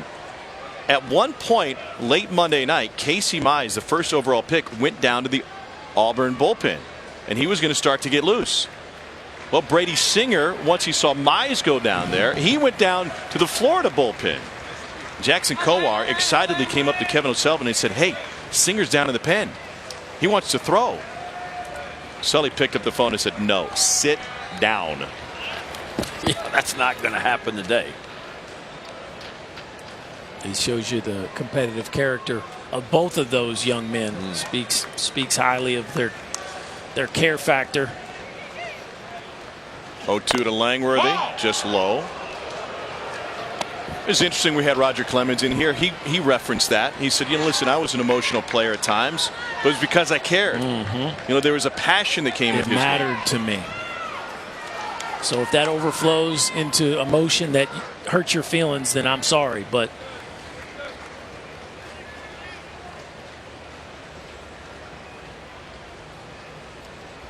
two on, and Langworthy looks at the breaking ball inside. And having had the good fortune of being his teammate for a few years, it was a joy to watch him show that passion, especially after 20 years in the big leagues and having already accomplished everything the game had to offer. He still brought that kind of fire and passion to the yard every time he towed the rubber. That's what made him good. I mean, he had to perform like that. He couldn't perform without emotion. He was an intense guy, and he had to be intense every time out. Strike three call. What a pitch by Sugar. 5th K for the Texas reliever. When we return, we'll get David Pierce's thought on what has turned in to a pitching duel between Sugar and Kowar. So that dude. Welcome back to Omaha with Texas skipper David Pierce. And David, you went to your swing guy, Chase Sugar, fairly early. What did you see there? Well, I mean, right now we're just fighting for our baseball life as a team, and he was the right choice. We knew he was going to be early if needed, and he's going to go out there and give us the best we got. You know, I thought Blair pitched with some great guts, but he just got out of some jams, and we made some plays. It just felt like it was the right time. So Chase has been great, but Kowar has been outstanding as well. What's the offensive approach to try and get to him from here? Well, you got to hit him early in the count, because if he gets that changeup dialed in and it's sinking down in a way, it makes it really tough. So we're just going to have to be aggressive early. Thanks, David. All right. Thank you. All right, Runes, thanks. You see David Pierce wearing that number 16 for Augie Garrido, and one of the things that people around the Texas program rave about is the way David Pierce has embraced the Texas baseball culture. And the comp I got today, which I thought was fantastic, is when Mac Brown came in as a football coach, he called up Darrell Royal. And he went and met with him. He said, what do I need to do to be successful here? And the answer was, embrace the history and the culture of this program. Texas baseball culture is obnoxiously good. I mean, this is a program that is very proud of their success. 36 trips to Omaha. And they have so many talented lettermen. As Hibbler starts the 5th with a single to left, you can get those guys back in the fold. You're doing it the right way. And what that calls for now is a tip of the cap to Augie Garrido and wearing his number, because Augie was such a big part of this Texas program. Most all-time, 36th appearance of 72 events in the College World Series. Second most all-time, tied with USC with 6 national titles. And I know it was a shock to some when he got hired, but I tell you what, if you go back and look what Pierce has done, I mean, he's never not been to an NCAA tournament. He went 3 times with Sam Houston State, 2 times with Tulane, and now in his 2nd year with Texas, they're back in the NCAA tournament as well. So, I mean, and if you even go back to the years as an assistant coach when he was over at Rice in Houston, every year he's ever been a coach, assistant or a head coach, he's experienced the NCAA tournament every time. So he is a winner. Yes, I said USC. USC holds the overall record. They're tied with LSU with 6 national championships. You didn't correct him on that, Ben? I was probably talking when he was thinking. Kowar handles the bunt and flicks it over to first. 1 down. Right outside of the Texas locker room is that big T signed by a bunch of former lettermen. He's embraced that. Here's Mike Rooney with more. Hey guys, you know, the Texas, when that job came open, boy, it was a big buzz in college baseball, and it just seemed like if they didn't get the job to get Joe Torre to take the job, everybody was disappointed. It was almost crazy, the expectations. I thought David Pierce was an excellent choice, and to be in Omaha in year 2, what a wonderful job him and his staff have done. Been with his staff for a long time. Brought him from Tulane, and there he had brought them along from Sam Houston State. Ryan Reynolds at the plate. Runner at 2nd and 1 out, and a pitch in for a strike. Well, a couple things that are really going to help with that. Number one, you're in Omaha in year 2, right? Yes. That endears you to people quickly. You were able to host it in your own atmosphere, where that draws crowds that you just can't get during the regular season. And it's nice that you got a player that's get as much buzz as Cody Clemens. And oh, by the way, he's the son of arguably your greatest alumni. So I think there's some things that have come together for David Pierce here early that have a chance to really propel this program back to being one of the elite programs in college baseball. And before Augie passed away in mid-March, he embraced Augie, and Augie embraced him. And there's a reminder of just how important winning is to the Texas program. And I have a feeling that if you asked Augie at the gourmet kitchen up in the sky what he would think of David Pierce wearing his number this week, he would say, how cool is that?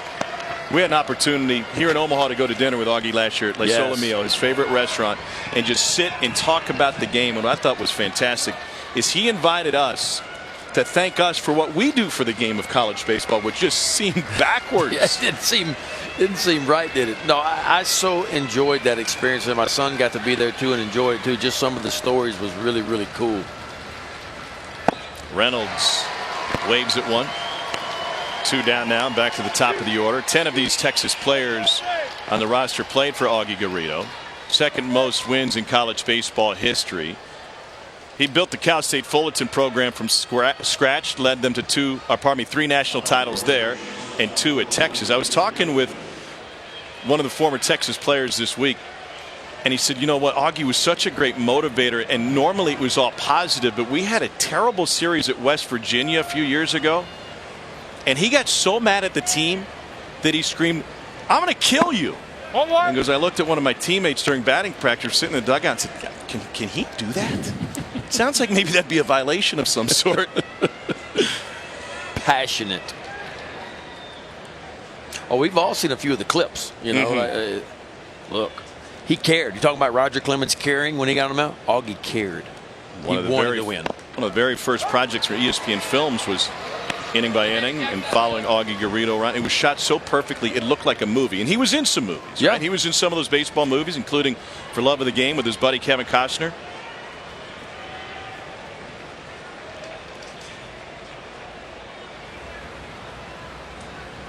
David Hamilton is 0 for 2.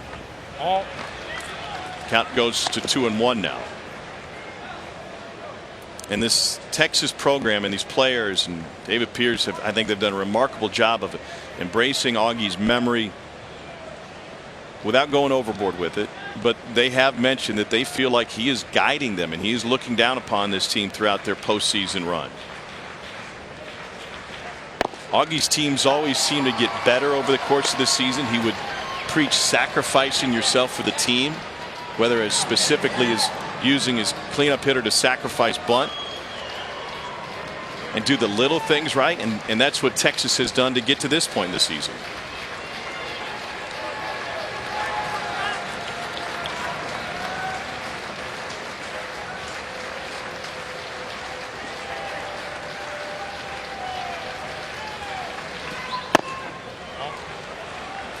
'97. So you even account at 2-2 with a 2-1 changeup. And you come back at 97. So now all of a sudden you go slow, fast. I got to think first base is open. Watch out for the changeup. Boy, just yanked it a little bit too far in. Second walk from Jackson Kowar. 2 on now with Duke Ellis coming to the plate. Now Ellis is a guy you got to take care of because Cody Clemens is waiting behind him. Oh, this is the guy you want. But still, I mean, it's nothing in the center part of his plate, and really Kowar's done a nice job of pitching to the corners for the most part. And the ability to throw something other than a fastball, although we've seen the fastball up to 98 at times, it has been special stuff because he's been able to pitch backwards, if you will, throw something other than a fastball on a fastball count, and it's really played well for him. Hibbler the runner at second. Hamilton is at first, a single and a walk. Sandwich a couple of outs on a sacrifice and a strikeout. The College World Series Finals begin Monday at 7 on ESPN. All right, so you mentioned it. Got to be aggressive going after Ellis with Clemens behind him, and Ellis is 0 for his last 10.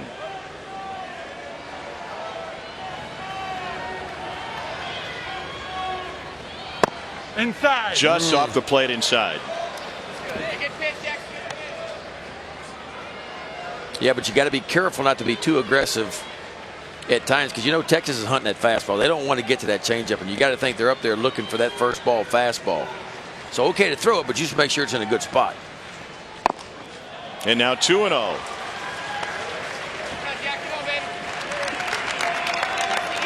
You think Sully reminded him of the batting order when he went out there a moment ago?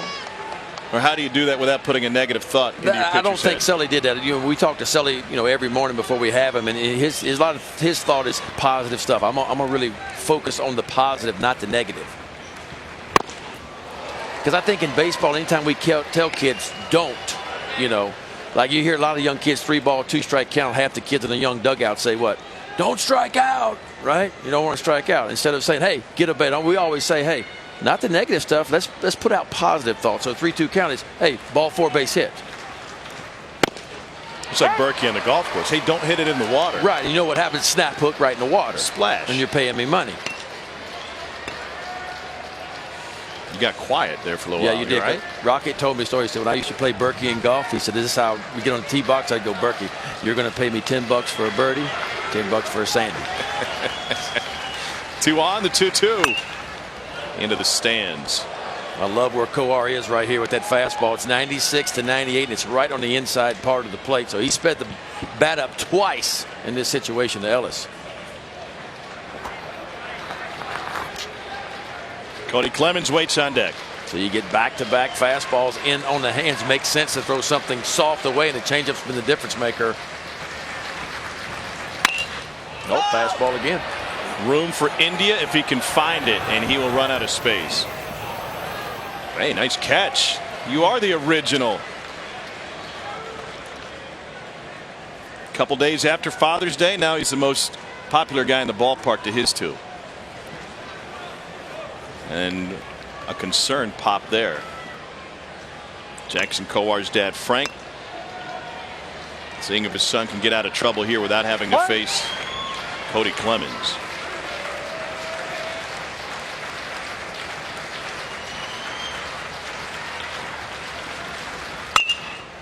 Again, it's fouled off. And although the changeup's been the difference maker for him, you also see what hitters are doing to your pitch, right? I mean, Ellis has really not shown you the ability to get the bat head out yet. So you don't want to throw a changeup, because if you throw a bad one to him, he's the kind of guy that runs right into that changeup, and really squares one up. So until Ellis really shows me, but if he can keep that heater right there on the inner third, I think he eventually gets him. Swing and a miss at 96. Big K for Jackson Kowar. It finishes the inning with 2 aboard. He doesn't have to face Cody Clemens with runners on.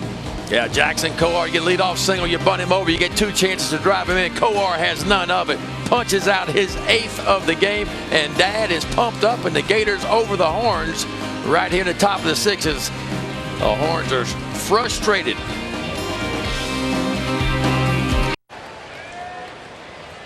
Chase Sugart on the mound for Texas. And the first pitch popped up behind the plate for Blake Reese. Top of the 6th, game number 2 of 3 today from Omaha, as we welcome you back to the NCAA College World Series presented by Capital One. Tom Hart, Chris Burke, Ben McDonald, Coach Mike Rooney, the professor down on the field.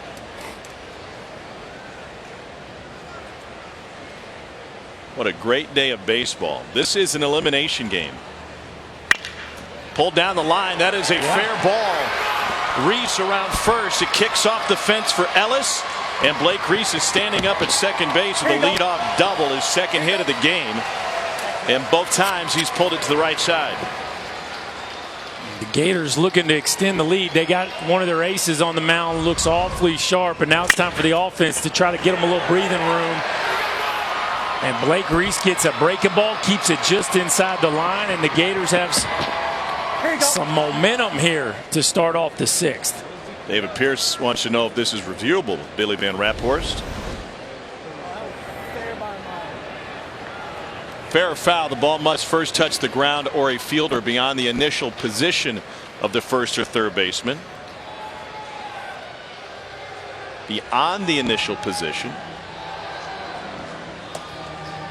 We'll get the crew together. Instant replay being taken care of here in the building in Omaha. So as the crew chats, they can already start looking at that one and decide if it is indeed viewable based on where the ball first hit.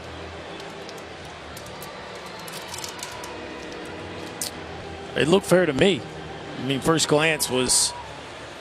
Well, there's 2 questions. The first one is whether or not it's reviewable based on where it landed, and then was it fair or foul? And here's the look.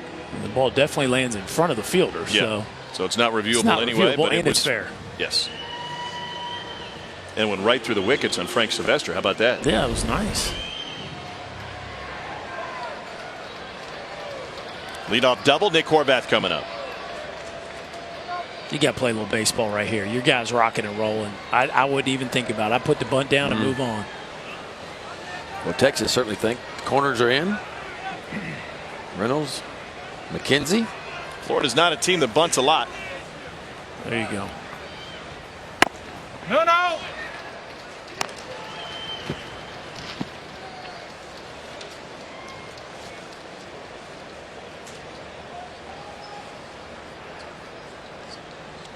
I mean, bunting is obviously tough, but when you got the first baseman crashing in right in on top of you like that, knowing if you bunt it to him, they're going to get the lead runner at third base. You got to find a way to get this down the third base line.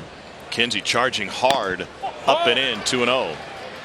Yeah, the only thing I see from Horvath, I think he could be further up in the box. I know, especially when I was trying to go to third base, I wanted to be as far up as I possibly could because it just makes it a little bit easier to keep the ball fair. You like that angle and keep it fair a little bit better. The deeper you are, the harder it is to get it to third and keep it fair. I want to get as close to the playing field as I possibly can. Did it put extra pressure on you when somebody's really boring down right in your face like that? Yeah, I mean, no that's got to doubt. be tough. Only 2 sacrifices on the season for Horvath. One of those coming here in the NCAA tournament. And he swings away into center. Shaw coming in, and coming over is Ellis. One down. That last play was discussed by the umpiring crew. Let's listen in on it. Hit before the bag. Does everybody have it hidden before the bag? Yes. Good, so not reviewable, right? Fair. And you got a fair ball, both of you. Yeah. As far as getting the call right. Yeah. We're good. Okay. Yep. We truly appreciate the umpires allowing us to mic them up and bring the sound to you back in your homes, because it gives us a better understanding of not only what they do. I mean, you guys played the game, but I think for those that didn't, it gives us a better understanding of how everything works together. Did you see the big league umpire sound that came out last week with Terry Collins? I did. Getting into it. Well, it was scrubbed pretty quickly from the internet, but it also showed major league umpires doing their best to diffuse situations, and sometimes, as you guys well know, that means letting a manager get after you a little bit as you try to walk him back to the dugout. No matter who's in the jackpot. Runner goes, pitches popped up at the railing and just deep enough.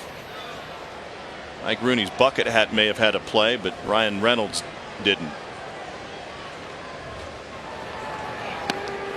And to me, those are the best umpires, the ones that can call the game. They're going to make a few mistakes, everybody does, but can diffuse situations and will allow a manager or a player maybe to chew just a little bit on them and not really just hit the panic button and throw him out of the ball game or something. Well, in addition to that, not to dive too deep in this one particular play, but they also had a feel for the game when Noah Syndergaard was throwing at a batter and saying, you can't do that. We all know the situation. We're on to it. I know what you told me. You got to say that, but I know what's going on. Timeout asked for by Ryan Reynolds, and he's going to go have a word with Sugart here. What's this discussion? Well, Reese already tried to steal the bag once, so they may be talking about looks or signs. They may be thinking that Florida has their signs. If you're Ryan Reynolds at third, would you have a feeling looking into the Florida dugout that they may have something? Yeah, I mean, I don't see any other reason. I mean, Chase Sugart's executing pitches at a pretty high level, so the only reason he would call time right there is to talk about signs that I can see. Sully's still second guessing, taking that bunt off from Nick Horvath. In for a strike, 1-2. The only reason, and I see probably where he's coming from, it's a 2-0 count. Jonah Durant's certainly not a slam dunk to get the runner in. And so once you go to a 2-0 count, you probably think, you know what, I'm going to let Horvath drive him in right here. And obviously it didn't exactly work out. And now you're hoping that you can come up with a big base hit.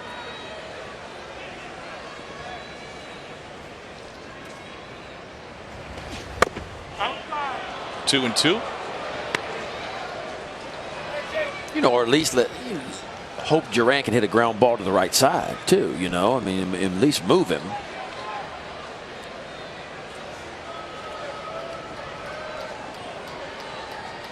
Jonah Durant 0 for 2 today. 3 junior college stops in a year working at Restoration Hardware for Florida's starting catcher.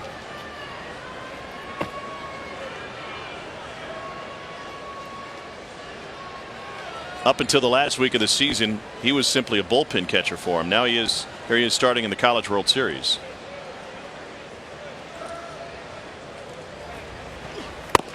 Strike 3 called. 6th strikeout for Sugart out of the pen. For more coverage of the College World Series and interactive brackets, go to ncaa.com. Well, this is where you need your veterans to come up with a big at-bat. You got a leadoff double, and he's still out there with 2 outs. And if you're a Texas fan, Chase Sugart has been everything you could hope that he would be to this point. It's a big at-bat in the ball game right here. Deacon Lippett 0 for 2, couple strikeouts and a walk, and that one just below the elbow. 2 runs just feels like a lot with the way Jackson Coar is rolling. And you know Michael Burns coming in at some point. So if Lippett can add on 1 right here, Florida's still searching for a big hit in this ball game. And this week. Yeah. 2-0.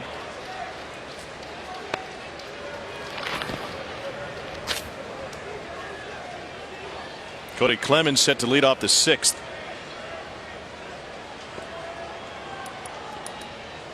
Rocket pacing.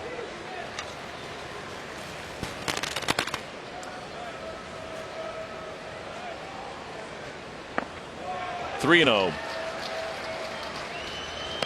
You guys were impressed and surprised a little bit at Chase Sugart's strikeout numbers coming out of the bullpen today.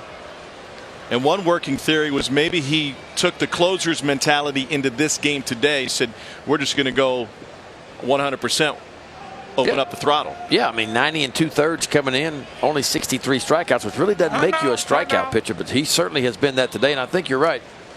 I think everybody understands the situation today, and it's been max effort, my best stuff. And I tell you what, I saw him earlier again. I never saw 97 miles an hour. Really not anything close to it. It was more 92, 93, but he's got a little something extra for the Gators today.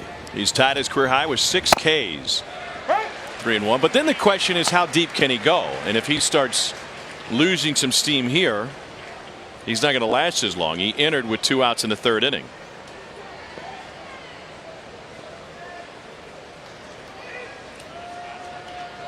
He's recorded 9 outs so far, 6 of them via the strikeout, including a strikeout of Lippett last time up. The 3-1 to the Gators leadoff man. He's not sure of himself. He's not real sure of himself. He picked a pitch and he thought a second about it and decided he wants to reset right here. Deacon Lippett, you just get the feeling he's got a big swing in him. If you're Chase Sugart, you better be very sure of yourself. Throw this pitch with conviction. Yeah, I mean, he's not wanting to give in. You got the right-handed Maldonado on deck. You got first base open. There's no reason to challenge Deacon Lippett in that situation. So he throws him a 3-1 breaking ball. Lippett doesn't fish for it, and he'll work on Maldonado.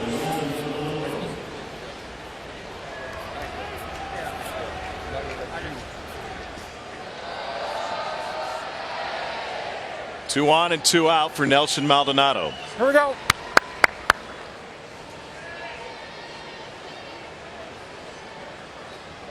Now this is the guy you want, because you don't want the guy on deck. First rounder and SEC Player of the Year Jonathan India waits next.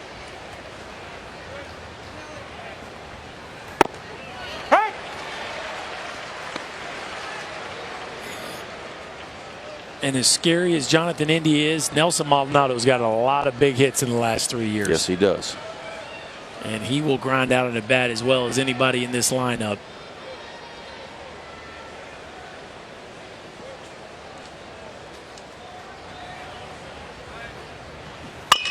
Reached for and sent up the middle. Around third is Reese. Replacing him will be Lippett, and Nelson Maldonado goes down to get a breaking ball to put Florida on top 2-0. He's just a tough hitter. He is just one of those guys that figures out a way to come up with a big swing when you need him the most. And as good as Sugar's been, it's a breaking ball that stays up just a little bit. Maldonado extends the life. Watch the back knee here. Watch him extend the life of the barrel and stay through that baseball just enough to get it past Hamilton up the middle. And there's that extra insurance run as the Gators stretch the lead to 2, and he's all jacked up. Big time hitting there. Made a pretty good adjustment. Saw that first pitch breaking ball, then he gets another one and does just enough with it. 2 on and 2 out for Jonathan India.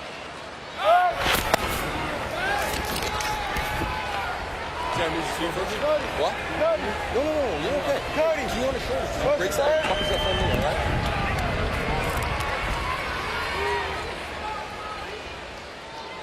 right? An insurance run for Kowar. Gators hunting more. Florida came in as one of 2 favorites to win this College World Series, along with Oregon State. They both lost their first game. Beavers bounced back in a big way with 14 runs to eliminate Washington last night. Gators trying to do the same. Third to first move is still legal in college, and Florida thought that was a balk with Lippett at third. I'll put that on the reel later. Take a look at it, all right? Oh, he got a little close to that 45, Ben. That's perfect. I mean, you got to sell it. You got to make like you're going home. You want to make the base runner at first think that you're going home. So he stepped right at about a 45-degree angle, kind of like a left-handed pitcher going to first base, because you want to really sell it to Maldonado over at first base and hope he takes off, and you can kind of get yourself out of an inning.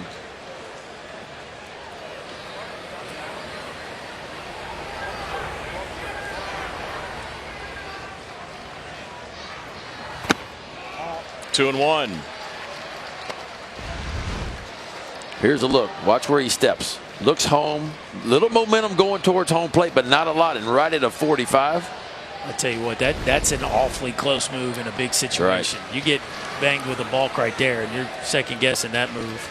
They always say you don't have a good move unless you get called for a balk. Now, you never want to balk in that situation. Belted deep left field off the bat of India. A 3-run bomb for the first rounder, and Florida's got a 5-0 lead.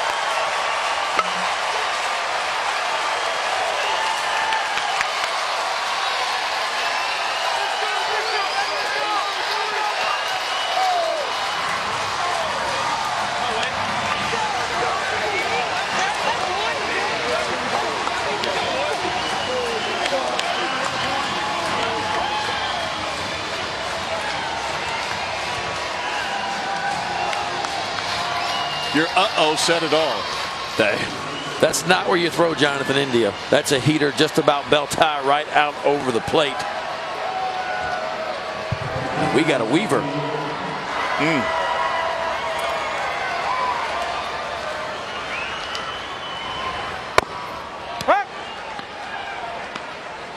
Explain your Weaver. Well, they asked Earl Weaver, the old manager for the Orioles many years ago, what wins championships. And, of course, he said pitching, defense, and 3-run homers. And Florida's kind of showing you a little bit of everything today. Pitching and defense have been there, and there's your Weaver.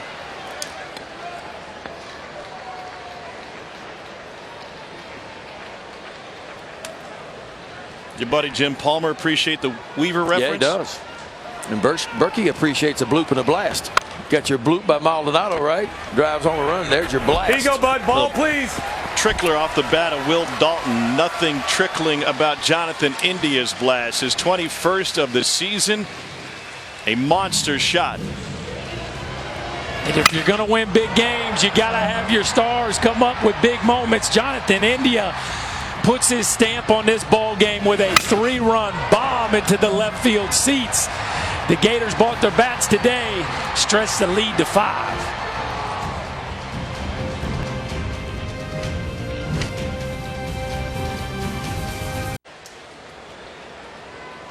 If Texas wants to get back into the game, this is the guy to do it. Cody Clemens will lead off the 6th inning.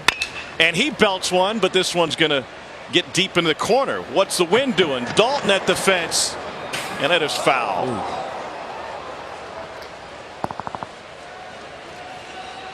Ooh. One of the first times all week the wind is blowing in from left. Clemens hit a similar home run against Kansas that was up at his neck, and he just tomahawked it out to right.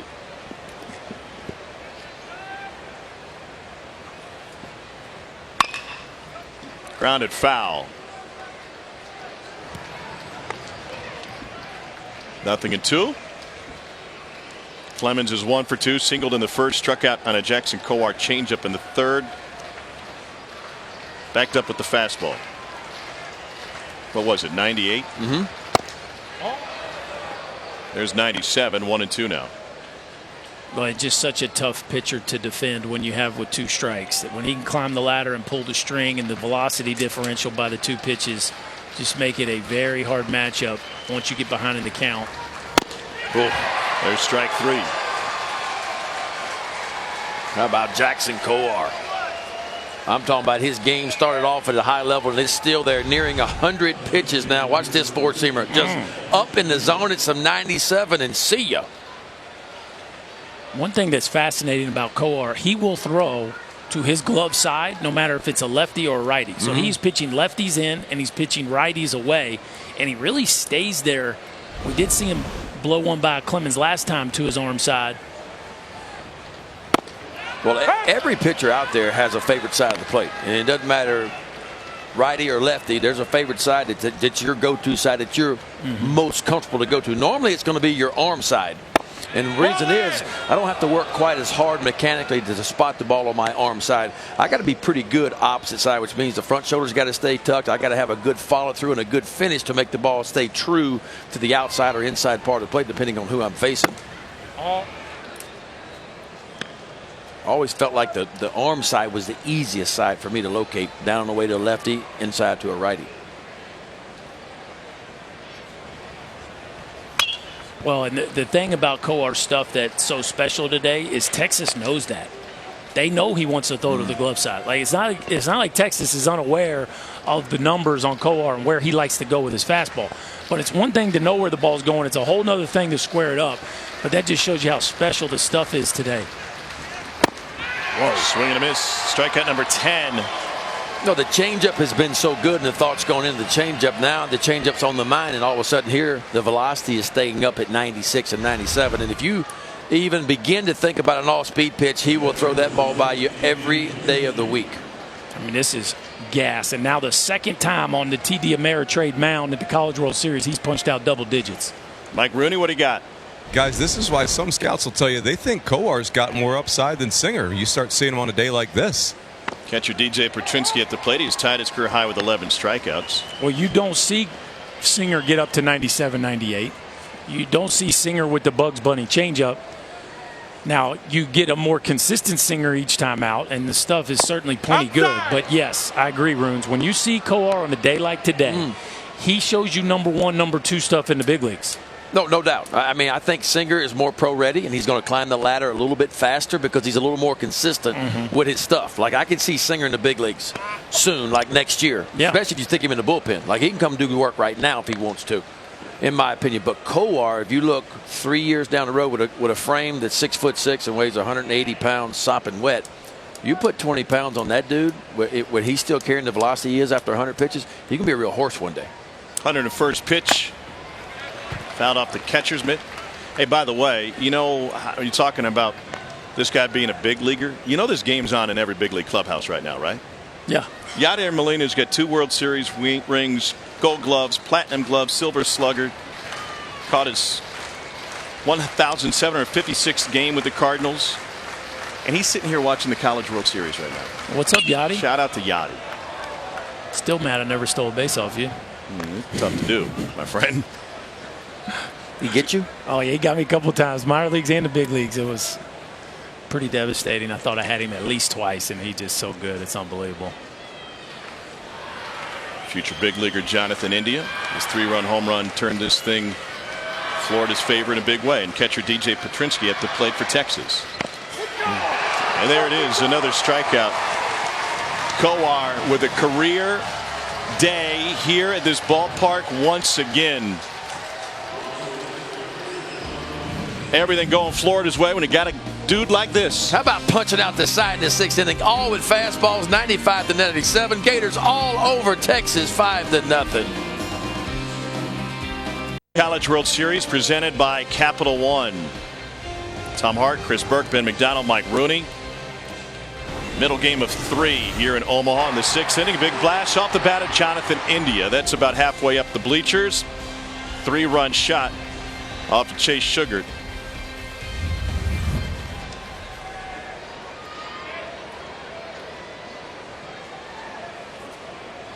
And no doubt about it, it was a blast. Here's J.J. Schwartz off the tape.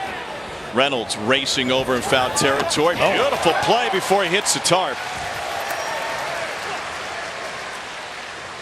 One down. Let's go back to the metrics on Jonathan India's home run. 407, 103 off the bat.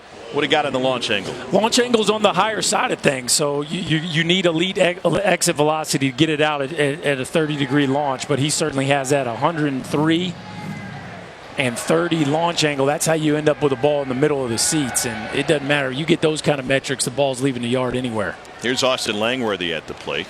He is 1 for 2. Let's talk launch angle for just a minute. I mean, it is a buzzword in all levels of baseball right now, but when you talk about ideal launch angle, what's the range? Right there in the mid-20s. I mean, you know, the higher obviously that you get with the launch, the more exit velo, depending on what part of the park. You know, there's some circumstantial evidence there, but yeah, anywhere in that 26 to 28 degree launch range is where most of your home runs are. Watch him separate there. Does a really good job of gets the separation between the upper and lower body. Now notice where the barrel is pre-impact. He's below the ball there, working up through the hit, and that's a path that's going to produce a lot of balls in the air. It's a launch angle provided not just by bat path, but by where you hit the ball. Yeah, what part of the ball you impact. But you look at where the barrel is pre-impact. So he's working from low to high there through the baseball, and then he gets full compression on the impact. And so as he gets the bat through that baseball, he is literally launching it into the air, and he knew he got that one. 1-2 to Langworthy. The average big league launch angle last year was 11.83. So it's just inside it, right around 12. On just a batted ball. Yeah, balls in play. Ball.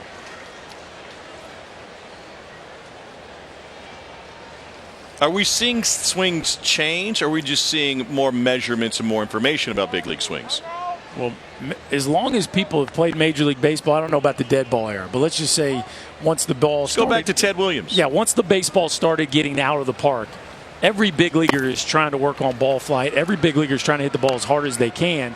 And yeah, maybe there's less situational hitting in today's game, but everybody's trying to hit the ball hard and far. And you look at a big league batting practice, I don't think it's changed that much over the course of the last 20 or 30 years. Everybody likes to hit the ball in the gaps and out of the ballpark. Line drive for Langworthy, his second hit. Now, are there more hitters trying as from a different size standpoint? Yes. Yeah. Because every big league hitter can hit a home run, but that's why you're seeing batting averages go down as a whole, and home runs are going up and strikeouts are going up too, because there's a different mindset than what it used to be.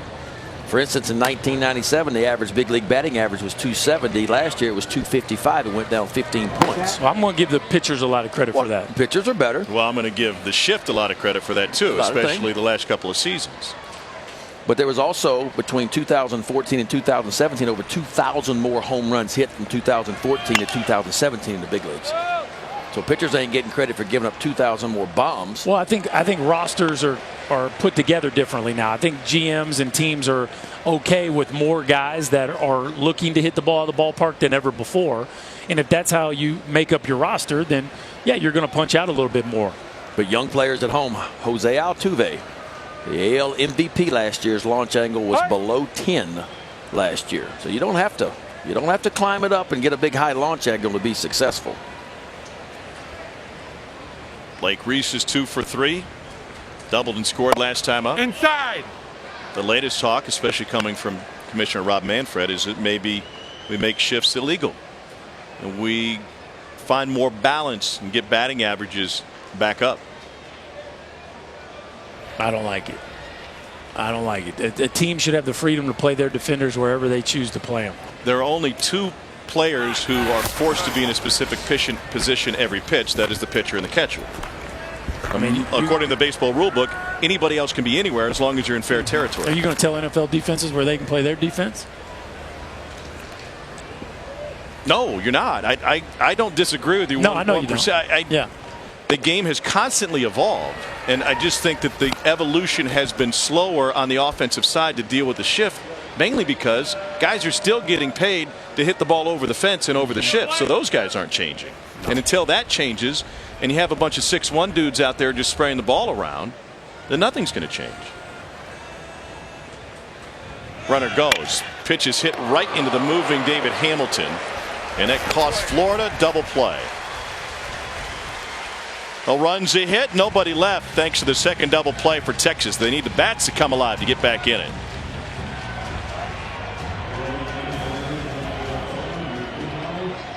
Let's take a look at our Capital One rewarding performance. Jackson Kowar has tied a career high with 11 strikeouts. He likes this mound. Yes, he does. Why wouldn't he? I mean, the stuff has been off the charts today. The changeup is really what set it up for me early. He made the changeup a very conscious thought for the Texas Longhorns, and then lately he's been finishing with a fastball, which is amazing to me. At 100 pitches now, he's throwing just as hard or harder now, or in the last inning, as he did at the beginning of the ball game. 11 Ks against just 2 walks, 104th pitch of the day, and that 2 is a strike as he greets Jake McKenzie, who is 1 for 2. And I think you got to tip your hat to Sully calling the pitches down there too. So he put a big thought in the changeup, was very effective. Boy, I tell you what, that fastball has been electric the last inning or so. How about 2 starts in the College World Series and 22 punchouts in 11 innings? Is that good? That's pretty good. I'll take it. And if Florida keeps winning, he'll get another chance to do it down the road. You know, because often when you come to the College World Series, me and you have talked about this a lot, Berkey, about how starting pitchers after they've accumulated 100 innings, a couple of years in a row, the stuff kind of at the end of the season may not be quite the same. Well, this is probably the first outing we've seen from a big ace in the College World Series, but it's been really good for a power pitcher. I mean, it's been power stuff. Base hit for McKenzie. That'll bring Mason Hibbler to the plate. Yeah, no, this is as good as his stuff's been all year. I had him at Texas A&M where he was fantastic, but the fastball velo is as good as I've seen it.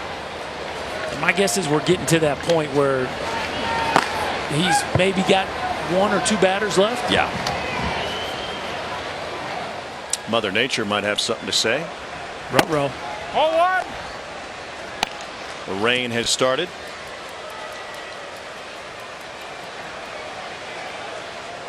Mason Hibbler at the plate. Hibbler had an interesting practice session a couple days ago here in Omaha at Bellevue East High School. This was on Thursday. They're taking BP at the Wolverines baseball field. Hibbler smashed the back window of a car that was passing by. Boom, over the fence onto the street, right through the back window. So the car pulls over. They're assessing the damage. Moments later, DJ Petrinsky hits a home run that goes through the open door of the exact same vehicle. Stop. What's the chance of that? At that point, you just throw up your hands, right?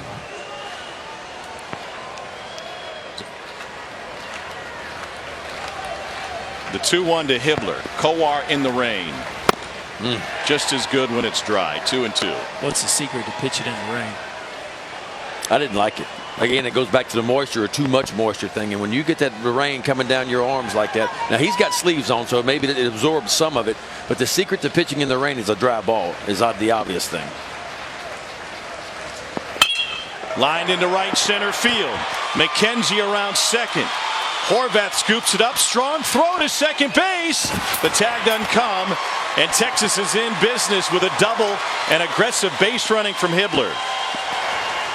Pretty interesting. He's just leaning on the fastball at this point in time. We haven't seen many changeups. I don't know if that has to do with the rain, but getting a little predictable with the pitch calling right now. Texas making them pay. A couple really good swings. Fastball runs a little back over the middle of the plate. Nice short swing right there by Hibbler. And the velo's still there. That was 95 miles an hour, but Texas doing a nice job barreling up the baseball, and they've got some life.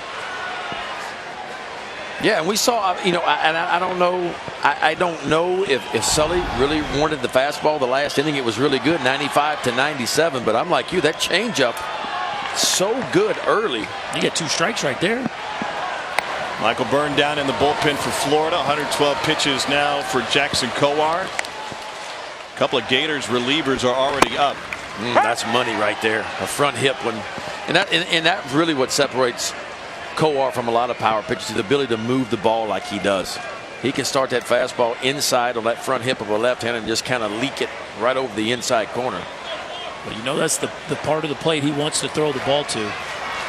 Well, it sets up the changeup. He likes that side of the plate, but the more I pound you in with 95, the more you think about speeding that bat up, which should make my changeup even that much better.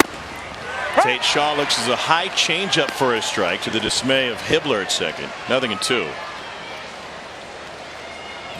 And I love the speed difference.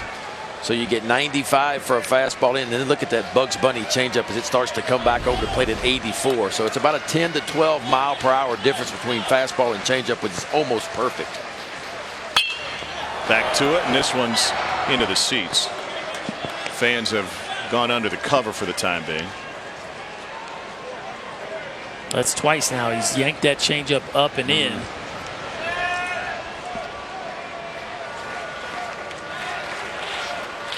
Yeah, that's the one place you don't want to throw your changeup. You want that changeup down and away. Same place you want your fastball? Yeah, I'd like it even a little lower than that on that kind of counter. That's kind of that middle zone right there. So if you're going for the punch out, you need to have it up a little bit more. And of course, if you're going for that ground ball, you want it down. But I like where he started that fastball. Now I like the changeup right behind it, but riding out of the zone.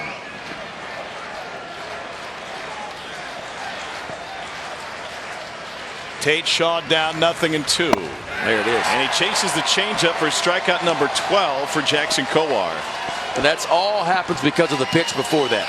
So he starts that hard four-seamer right at 95 miles an hour. Then you back it up with that Bugs Bunny changeup. And I'm going to tell you right there, all the big league guys are sitting in the big league clubhouses watching that. There ain't many of those guys going to do a whole lot with that pitch in that sequence.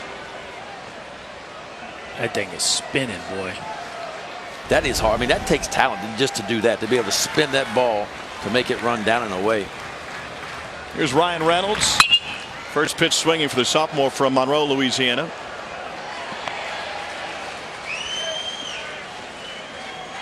Texas has not come up with that big hit since they have arrived in Omaha.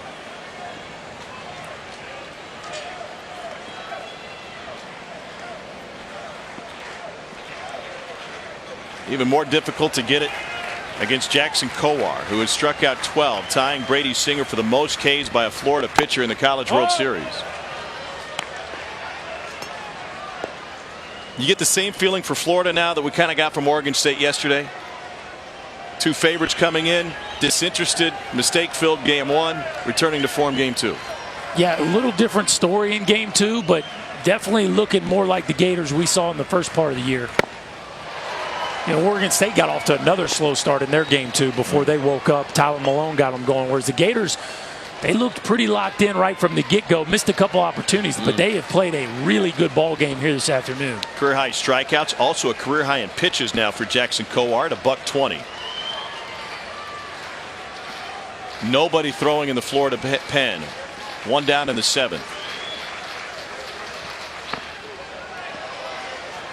And here's why I like it by Sully. I don't think he wants to keep those guys hot, because if he ends up in a rain delay, good idea. He wants to be able to pitch one of those two guys if he needs to. So he's going to let Jackson Kowar finish this inning, even though it's way beyond the pitch count that he normally allows him to go.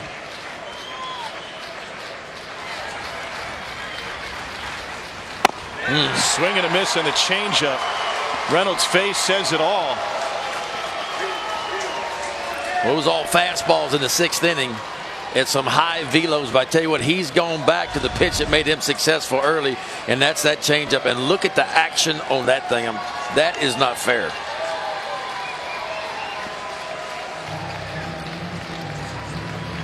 And as a hitter, to hit that one, that'll just leave you shaking your head. Highest drafted pitcher to face Texas this season, Jackson Kowar, and he looked like a big leaguer today. 13 strikeouts for his 122 pitches. Chris Bubich from Stanford was the other guy that was the next highest that they faced, and Bubich got him with a changeup, and Kowar does the same here today.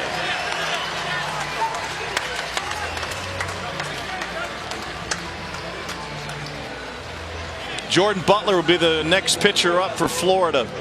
6 2/3 for Kowar. He's in line for the victory in this elimination game. Hugs for Pops, 5-0 Gators.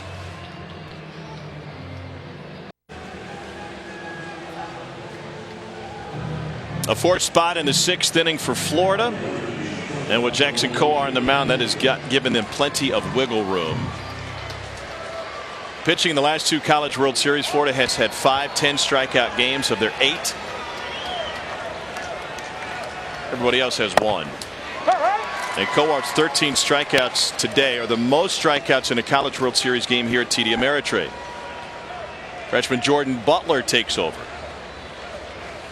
2 in scoring position with David Hamilton at the plate. There's his difference maker right there. That breaking ball, that lefty on lefty. And talking to Sully this morning, he said this kid's going to pitch in the big leagues. He may be a situational guy, which he probably will be at the big league level, to come get some lefties out, but normally really good when you match him up. 3 straight lefties at the top of this Texas batting order now. Outside. 1 ball, 2 strikes. Butler threw 2 days ago against Texas Tech. Struck out 2 over an inning and a third. And allowed 2 hits. He threw 22 pitches.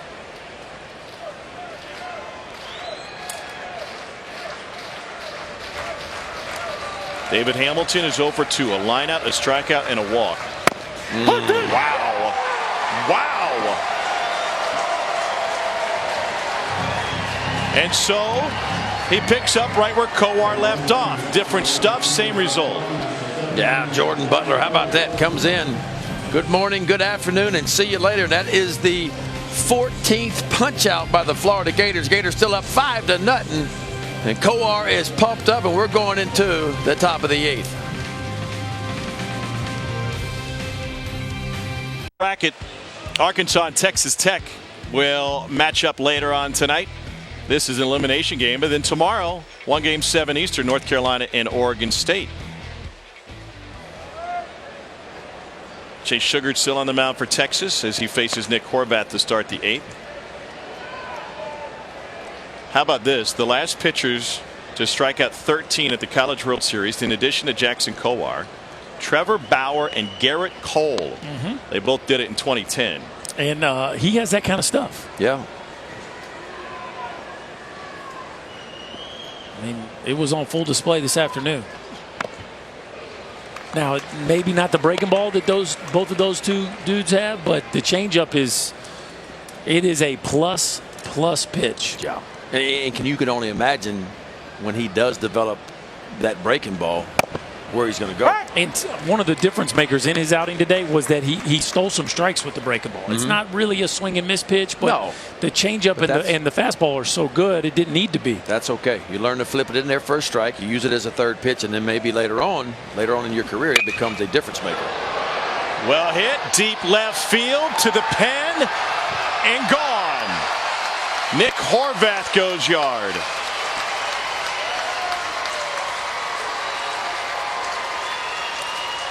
Hey now. The Gator chomps are out. The ball's leaving the yard. Jackson Kowar is punching out double digits. It's starting to look like the Gators that got them the #1 seed in this tournament. A hanging breaking ball. And Nick Horvath, who has been quiet to this point, he's bat flipping balls. A bomb over the bullpen to left field. And the Gators are back. Never good when you're a relief pitcher and you've got to avoid the missile coming into your bullpen. Josh Sawyer will be the next pitcher on for Texas. Longhorns face a 6-0 deficit in the top of the 8th in this elimination game.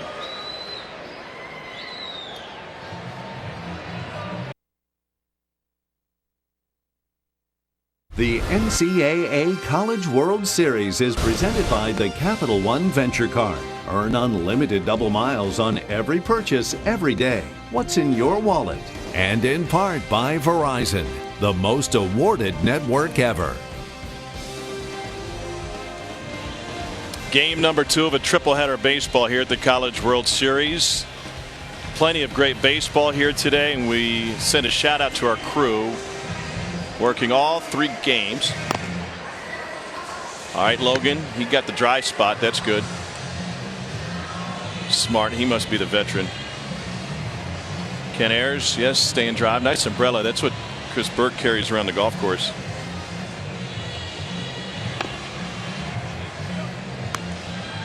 Mr. Marshall, thank you. The secret is keeping the feet comfortable. Is it? Yeah, that's what I've been told. Okay. I sit the whole game. Yeah. Thanks, guys. Thanks to our entire crew and the hard work they put in. Some very long days here at the ballpark between rain delays and long games. They get us some great shots. Oh, it's unbelievable. 4-hour and 24-minute game, by the way. First one for us. That right was out of the the College chute. World Yeah, Series right out of the record. chute. A lozenge-inducing contest. Josh Sawyer, the pitcher, out of the Texas bullpen. And we had a, 4.5-hour rain delay yesterday. What'd you do during the rain delay, Ben? I was pretty bored. Played a little catch. Tested out the catcher's mask. Make sure it was working. Thought you were Charlie O'Brien for a second wearing that catcher's mask.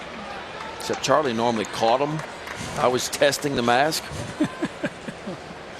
Sawyer, the junior from San Angelo, Texas, making his 32nd appearance. 16th round pick of the Cubs. That went off of the glove of Petrinsky. This was Ben McDonald in the booth. Who's pitching? You're pitching. You know, and this went on for a couple of 2 or 3 throws. And what worried me a little bit was, like, you have an elbow guard on? I do. We both do. I got one on too, just in case. Ben's giving me the signs. But like, you were getting into it a little bit too much towards the end. This one got into, but it's foul. What was the velo? Well, I got worried because like he was really getting into it. He was getting excited, and like more and more it would come, and the more and more it was coming off the face. You know, so Tom. He was getting loose. What'd you call? You had your pronation. Yeah. But I'm not very good, so it's more like amateur nation when I try to throw my change. It's kind of how Coar was doing it today. It doesn't take much to convince Ben McDonald. This will surprise me. It doesn't take much to convince Ben McDonald to put on a catcher's mask and let you throw baseballs off of his face. That wasn't a hard sell. No, hey man, we've been sitting around for 4 hours. Why don't you put the mask on? Let me see how it works. Sure. From 10 feet. He kept giving me the wiggle, right? Yeah, that's supposed to be a changeup. Yeah, that's like if I was trying to tell you slow it down just a little bit. That's like take a little off. One's fastball, two's a curve. If I wiggle my fingers, you take a little off, but you never really got the wiggle part of it down. Well, dude, he's 10 feet away. I mean, what do you want from the guy? Ground ball to the right side, smothered by Clemens.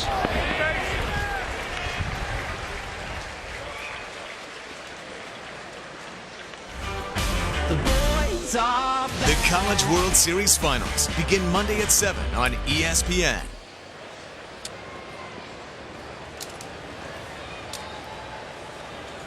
So here's Nelson Maldonado. What'd you do during the break? We have 4.5 hours. You probably were doing jumping jacks and calisthenics and some up downs. Yeah, I got a workout in, and then found an indoor driving range and worked on a little petroleum engineering. You went and fueled your car up? Yeah. I don't think that's true because you and Mike Rooney were drawing up flag football plays for 8-year-olds. Yeah, y'all. Hold on, no, we're in tackle now. We were reviewing the flag football plays. Professor Rooney, what'd you tell Chris Burke about running the flea flicker for 8-year-olds? I recommend it. I mean, I thought we ought to have multiple variations off the flea flicker. I mean, we're not here to make friends. We're here to win football games, Berkey, right? Oh, exactly. If you don't like it, stop it. You know what I mean? You're the one that signed up for the league. I didn't make you. Amen. 0-2 pitch. Too bad we can't have fun. David Hamilton with the scoop. 7.5 in the books. We go to the bottom of the 8th. It'll be Ellis, Clemens, and Zubia.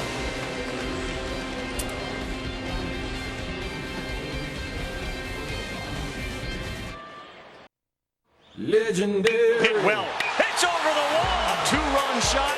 Well, the Red Raiders can make you pay. All hogs right now. The Red Raiders pouring it on now. And the drumbeat continues. Texas Tech, they get Arkansas. Be a lot of offense in that game. So Arkansas and Texas Tech, 2 top 10 seeds going at it tonight, 7 o'clock Eastern on ESPN. Hog fans have been calling them all week long. They are ready. We heard it at the steakhouse the other night, Ben. Yeah, we did. Didn't mind it. I mean, they just broke it out right in the middle of the steakhouse. Pretty excited. Why not with that team, huh? Yeah. Sure. There's not a whole lot they can't do. Austin Todd pinch hitting now. Coming back from thumb and shoulder injuries. And Todd looks at a strike. So what do we expect from that one? Do we expect a lot of offense, or is there pitching to keep it quiet? I think we're going to see some offense. That's two pretty explosive offenses, to say the least. I mean, Casey Murphy for Arkansas, he can't shut you down, but he's been pretty good, but not great lately. I think for him, if he goes 6 innings and gives up 3 or 4 runs, pretty good outing against that offense. Yeah, you look at Davis Martin, maybe hadn't quite been as good as they had hoped this year. Now he's got some big game in him, so it wouldn't shock. Really, both of them do. Wouldn't shock me if either one of them, Casey Murphy or Davis Martin, went out there and had a good outing. But boy, you got to execute at a very high level to get through both of these offenses. Yeah. And something tells me the bullpens, it could end up being a battle of the bullpens in that game. Mike Rooney, what do you think about the pitching? Guys, I got a comp for you on Davis Martin. He's a very accomplished guy that's had a rough junior year. Kind of reminds me of Brandon Waddell from Virginia that had a bad year but a great Omaha. That kid Martin is a real competitor. Well, I'm sure Tim Tadlock is hoping you are correct, because if that's the case, Texas Tech going to be around a while. Austin Todd draws a leadoff walk. And that'll bring Cody Clemens to the plate. So if the Longhorns have any bullets left, this would be the time to play him. You leave Jordan Butler in to face Clemens. Michael Byrne just kicking the dirt around in the bullpen right now. First pitch breaking ball in for a strike. You talked a lot about giving Clemens pitches to hit with Kevin O'Sullivan, and it's not just that he could do damage. A home run here would only make it a 4-run game, but it's the energy he brings to the team when he comes up with big hits. Well, and Jackson Carr was so good today that it was tough to build any kind of momentum after they couldn't capitalize early. But Cody Clemens got a hit there early, and you thought that's exactly what this team needs. They need their star to give them some energy. I'll tell you, boys, Jordan Butler's the type of kid that he might just ignore the scouting report on Cody Clemens. He wants every bit of this kid. Well, it's a lot easier to ignore that scout report when you're up 6-0. So I totally agree with you on that one. And something tells me this might be it for Jordan Butler. He might be in there just to get Cody Clemens. They got Tommy Mace up there in the bullpen going right now, not Michael Byrne. Oh, good eyes.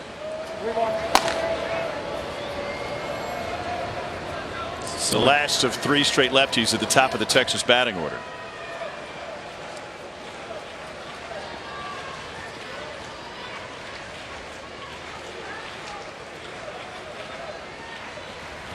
All 4.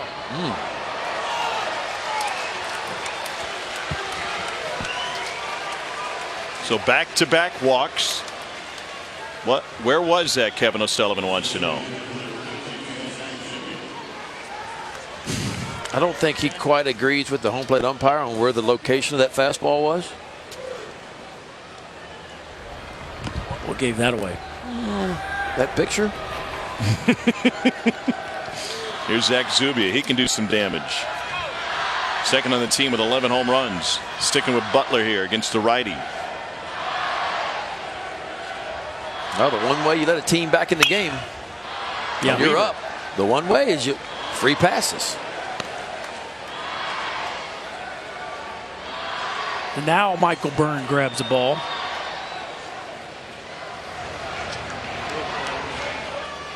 There's Michael Byrne. A couple walks will get your all-time leader in saves up and going in the bullpen.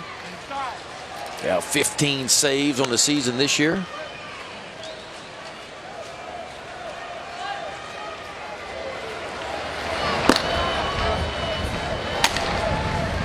Yeah, that's a quick warm-up too. That's get it back as fast as you get it back, you throw it again.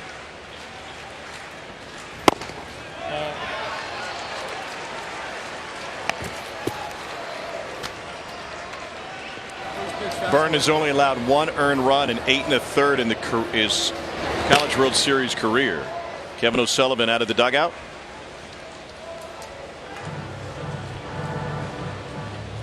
He's going to him here. Byrne has a little time to get a few more warm-up tosses, and he'll take the ball from Butler. 2 balls and a strike, 2 on, nobody out. It's a 6-0 Florida lead, but Texas threatening in the bottom of the 8th. 6-0 Florida, home half of the 8th inning, and the Texas Longhorns have 2 on with nobody out. So Florida turns to their closer, the guy that they put in stopper situations no matter the inning. Michael Byrne, the 6'3" right-hander from Orlando, is a 14th round pick of the Reds. 34 career saves is the most in Florida Gator history, a first-team All-American, and he's been fantastic here in Omaha and to get them to Omaha. Here's what his stuff looks like on the fly. Well, it's not a power arm when you think of it as a closer, but the fastball's got enough to it if you look for something else. You will see it 89 to maybe 93 on the top end. The changeup is really good. The slider is good as well, but what makes him special is he can throw any of those 3 pitches in just about any situation, and he is the career leader at Florida in saves, and he has done it in less than 2 years. He didn't even begin the year last year as the closer. It wasn't about a month into the season he became the closer, and he's been so good. He is now the career leader for the Florida Gators when it comes to saves. And he's one of those ultra competitors. He bothers his teammates because any sport that he picks up or any game that he picks up, he dominates. It could be bowling, could be darts, whatever. Ping pong, Byrne wears everybody out. 36th appearance, a 1.71 ERA. Jackson Kowar started this game, struck out 13 over 6 2/3. Butler the bridge to get to Byrne. Zach Zubia is 0 for 3 today. Ball's down. And Byrne misses low with his first. Michael Byrne did not have a lot of time to warm up in this one, guys. What do you look for when you're trying to see if he's ready? Well, I mean, Tommy Mace was down there getting heat up. We thought that's who we would see, and all of a sudden Byrne hopped up, and it was really quick. And so I'm looking for location. And this one smoked to left field. Langworthy got it. That'll chase everybody back. Todd had to go back to the bag because he didn't read the catch by Langworthy coming, so he's unable to advance. Wow. So 1 down. And a quick note on Byrne warming up in the pen. He threw a total of 10 warm-up pitches. Yeah, I don't know if that's enough, but I mean, out of necessity, Sully went out and he got him. And I'll tell you what, you can't hit a ball any harder than that. If they get on that ball just a little bit at all, we got a 3-run homer on our hands. But instead of a really good jump by Langworthy, he goes back to the backhand side and makes the catch. And the first pitch popped up by DJ Petrinsky will find the seats. 0-1. Yeah, 10 warm-up pitches, and the last one was just kind of a forgetful. I guess I'm going in, just kind of lobbed it in there. Yeah. So, is that enough? 9.5 pitches enough to get loose? Well, everybody's a little bit different. For him, I mean, he's used to getting, heated up in a hurry. Most starters, no chance with 10 pitches. But I guess he figured he had 7 or 8 on the mound when he got here, so that's a few more. Ball. 1 ball, 1 strike to DJ Petrinsky. Petrinsky, a swing and miss guy when it comes to the off-speed stuff. 33% on the sliders, 40% on the changeups. So he gets a fastball, and that one gets right up the middle. Todd around third. He will score. And Texas is on the board here in the 8th.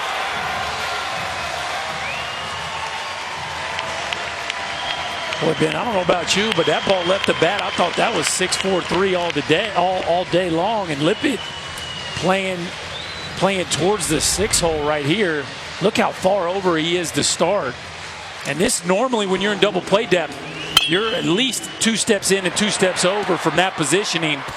Instead, they're shading Byrne towards the 6-hole. Petrinsky makes it pay off with an RBI single.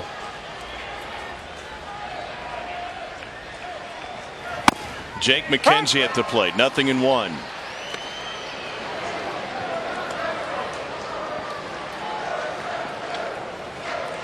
McKenzie is 2 for 3 today. Pinch hitter Austin Todd was walked, and then Cody Clemens walked. That brought in Byrne.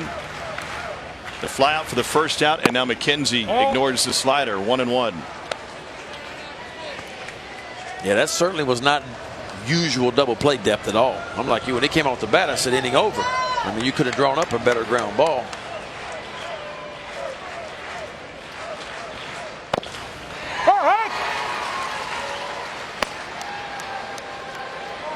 Jake McKenzie graduated this year with a 3.95 GPA, petroleum engineering major. Graduate, I should say, and off to begin his career as soon as the baseball stuff ends. And Texas needs a win here today to stay alive and keep McKenzie's baseball career going.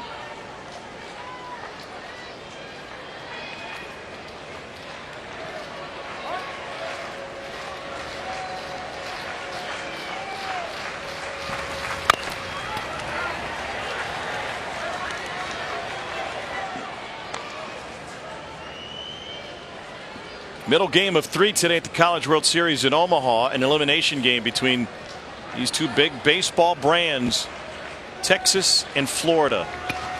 Here we go.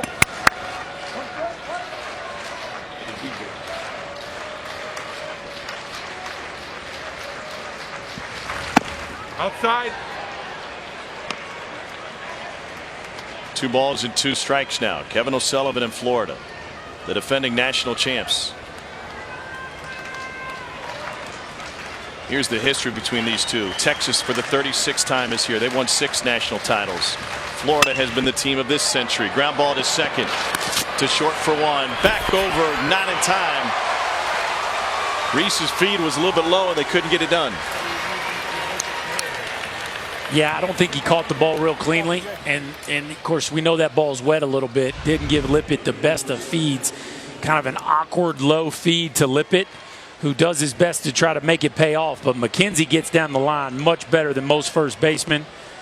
And I thought maybe Schwartz could have gone. Look how deep Schwartz catches that ball. I think he could get out there and catch that ball way out in front of his front foot and maybe steal it. So here's Mason Hibbler.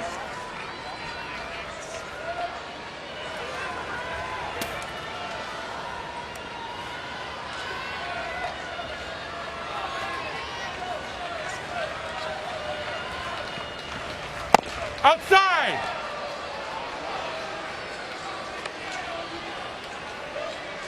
Cody Clemens at third, Jake McKenzie at first, Michael Byrne,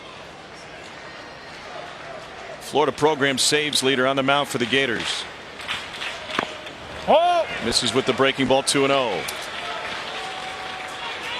Hibbler is a 7-hole hitter for the Longhorns. Unrecruited out of high school, went to Odessa Junior College. Body developed and he developed. Ball out. The guy who was at the 2-hole for the first part of the season has learned to be a very patient hitter, and that has paid off here in this at bat, up 3-0.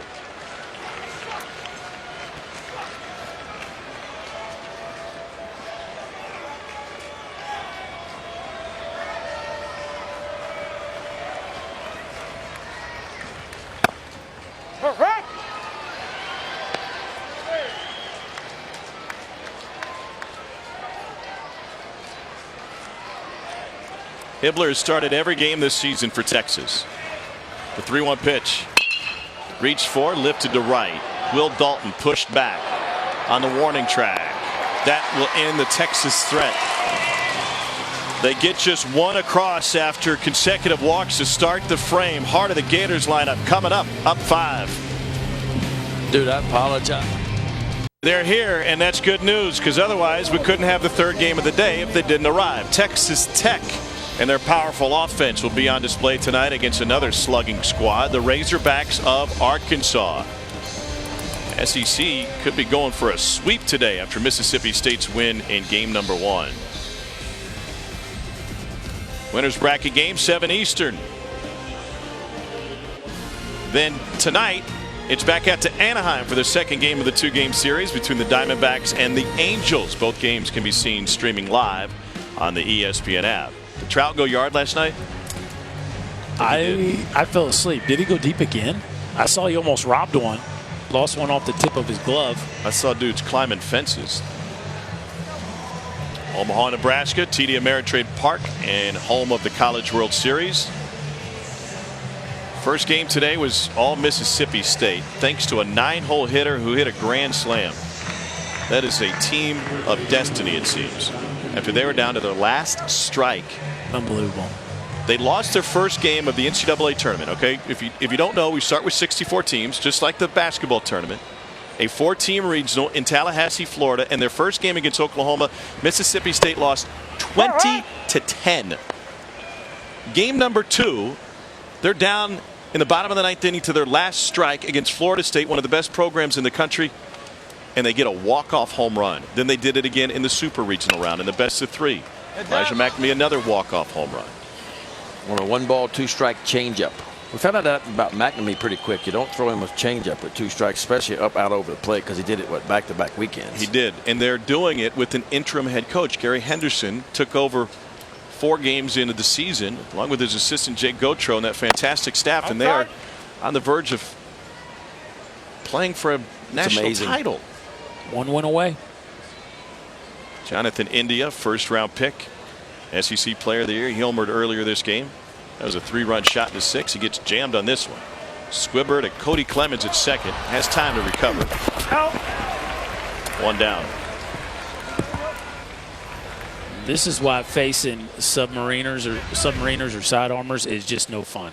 That ball can run right in on your knuckles, and that got him so bad it stung his hands. And I tell you, if he'd gotten out of the box a little quicker, he'd have beat it out, because Clemens peaked on that grounder a little bit, but you can tell that hand is stinging right out of the box. Yeah, Jonathan's going to be swinging some wood here before too long, and good thing that wasn't wood. There's been splinters everywhere. You're right, and it's not a power fastball by Parker Joe. I mean, it's 83, 85, maybe show you at 86 every now and then, but he can move it left to right with the slider, or with the fastball, and right to left with the slider. Breaking ball fouled off by Will Dalton from Parker Joe Robinson.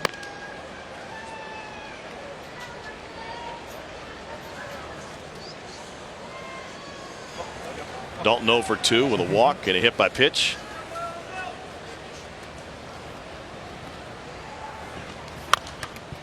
Was 2.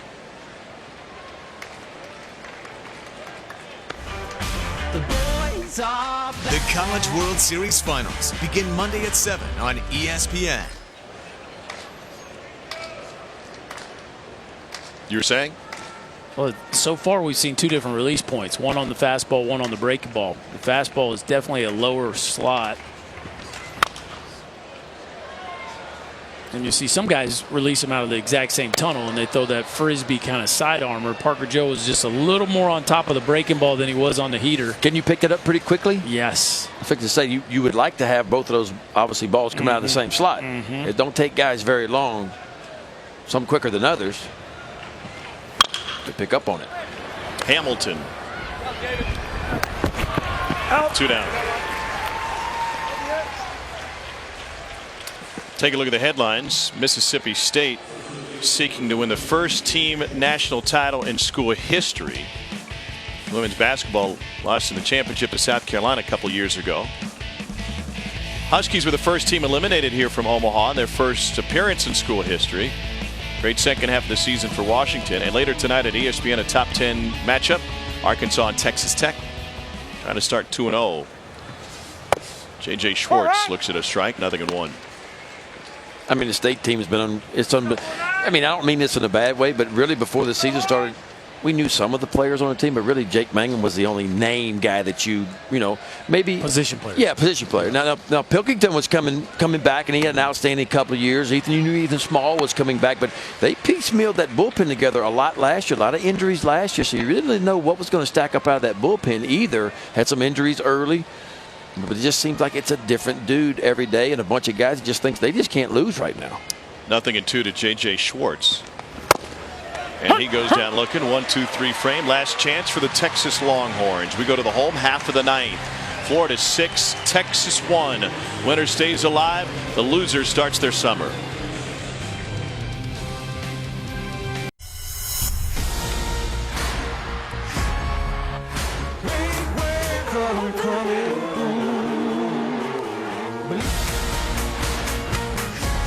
Deep left field off the bat of India.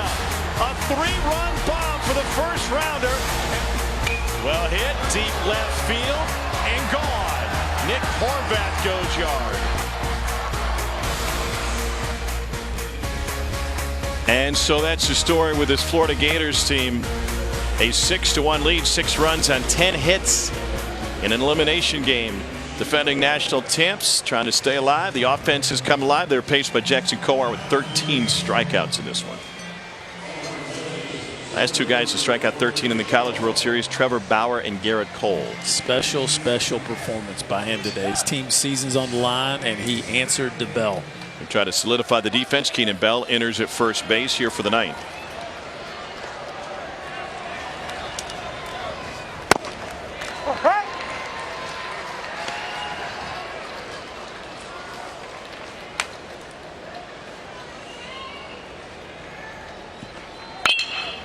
To the right side, Blake Reese tracks it down. Bell helps him out. 1 down.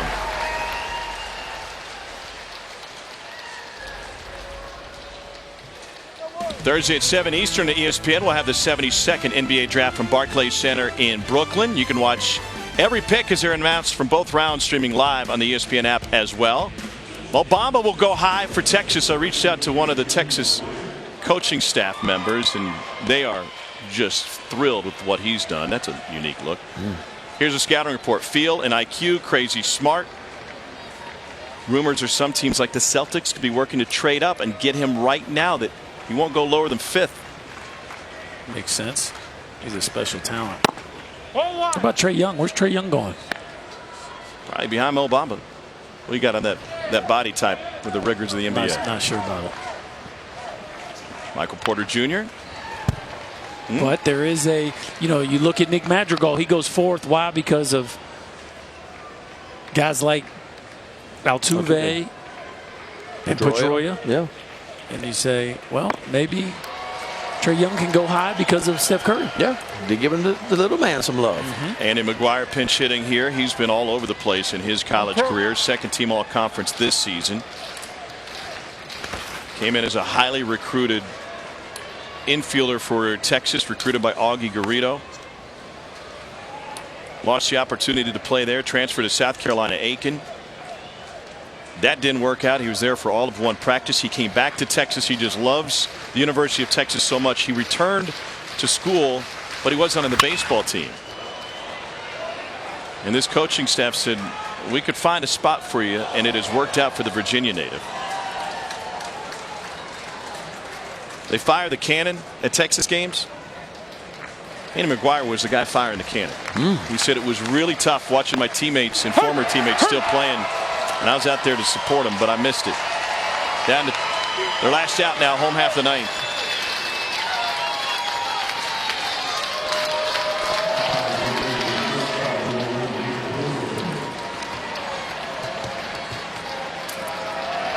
A wild season for Texas. A very slow start to the year. Their former coach, Augie Garrido, passed away on March 15th. Hamilton will keep this season going for at least one more batter with a clean single to right. Roger Clemens watching his son Cody on deck right now. Texas has 36 College World Series appearances. They've only gone 0-2 4 times. Wow.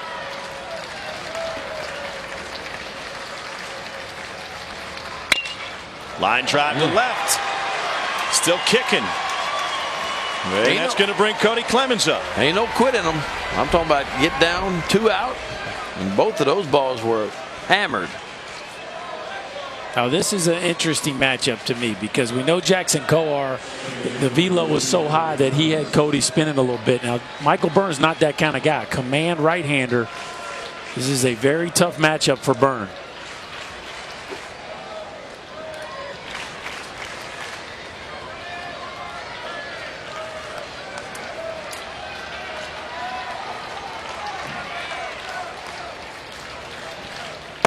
Outside.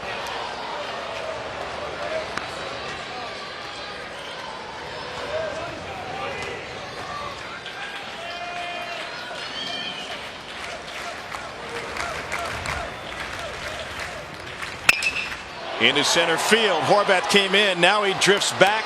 Ballpark will hold it, and Florida will advance The Longhorns season comes to an end with a 6-1 loss to the Gators. Terrific season by Texas. Just didn't have any answers for Jackson Coar today. He was the star. The offense played great. Jonathan India launches a 3-run bomb, and that's kind of the blueprint for this Florida Gator club. Well, that's how they won, and that's how they played 95% of the season if you go back. I mean, 99 home runs now. That's almost 45 more than what they hit last year. So good pitching. You saw it today. Coar, you mentioned it. Defense, again, outstanding. That's how they won the championship last year, and now the offense showed up today. So Florida appears to be back on track. We still have another game coming from Omaha tonight. This is just the middle of a triple header. And still to come, two high-powered offenses, Arkansas and Texas Tech on ESPN. Tomorrow, one game at 7 o'clock Eastern, North Carolina and Oregon State. Jackson Coar strikes out a career-high 13. His second double-digit strikeout game here in the College World Series. On that mound, did the same last year. And Florida, along with Jonathan India, will await the loser of tonight's game for their matchup on Thursday. Scheduled for one game on Thursday here in Omaha. So the Gators get it going. They do it with pitching. Coar did not allow a run over 6 2/3 and timely hitting. And the co-favorites to win this entire thing stay alive. Cody Clemens and Texas are done. Great season for the Longhorns. Yeah, now Oregon State and Florida back. Oregon State and Florida both back, looking like they're playing at a high level. So that'll be an interesting storyline to follow. The two favorites coming in, both lost game one, but both played much better in game two. Yeah, it's almost like they've settled in now. They settled in. Those are the teams you thought you would see. And of course, you know, most people knew even with them getting in the loser bracket, they had a chance to come all the way back through this thing. Well, two stars for Florida, Jonathan India and Jackson Coar, joined by our star down in the field, Mike Rooney. Thanks, Tommy. Jackson, heck of a day for you. 13 punch-outs. What did you feel in your stuff today? Yeah, I think I had to grind through it there for the first couple innings. I didn't really have my best stuff there in the first two, but putting up those zeros was big, and then I was able to get ahead in the count instead of falling behind like early, and then I had the change up to put guys away with both lefties and righties there. So they got a real star in Cody Clemens. What was your plan of attack against him? Yeah, obviously he's a great player. I mean, he's a Golden Spikes finalist, but I'm a competitor, so I'm going to go at him. Obviously, I'm not going to give in to him. So, he's a great player. He almost got me there. He took one real close. I thought it was gone off the bat, but he's a heck of a player, and I'm a competitor, so I'm going to attack him. Love it. And Jonathan, for you, 4 bullets today. How'd you feel? What was the key for your approach today? Just have a good day to play and have fun. It was win or go home, and that was going through my mind the whole day. And it was for the team today mostly. Just trying to provide for the team, trying to contribute, and that's it, man. Just have a good approach at the plate. So this field can, keep some fly balls in here. You killed that ball. Were you sure it was gone, or were you a little unsure? No, I knew that one was gone. The one before I thought was gone too. But it's a big field. Just put some good swings on the ball today, and it worked out today. Thanks, boys. Let me tell you a little something about Jonathan India. He loves popcorn so much that he will oftentimes go to a movie theater, pay for the big bucket of popcorn, and not even watch a movie. He'll walk back out. He has earned his popcorn with this performance today. Shoot, if I was a starting pitcher, I'd buy him a bucket of popcorn before every game. Our final score, Florida beats Texas 6-1. Stay tuned. One more coming from Omaha later tonight. Arkansas and Texas Tech. What time is that? A game on ESPN with two slugging offenses going at it.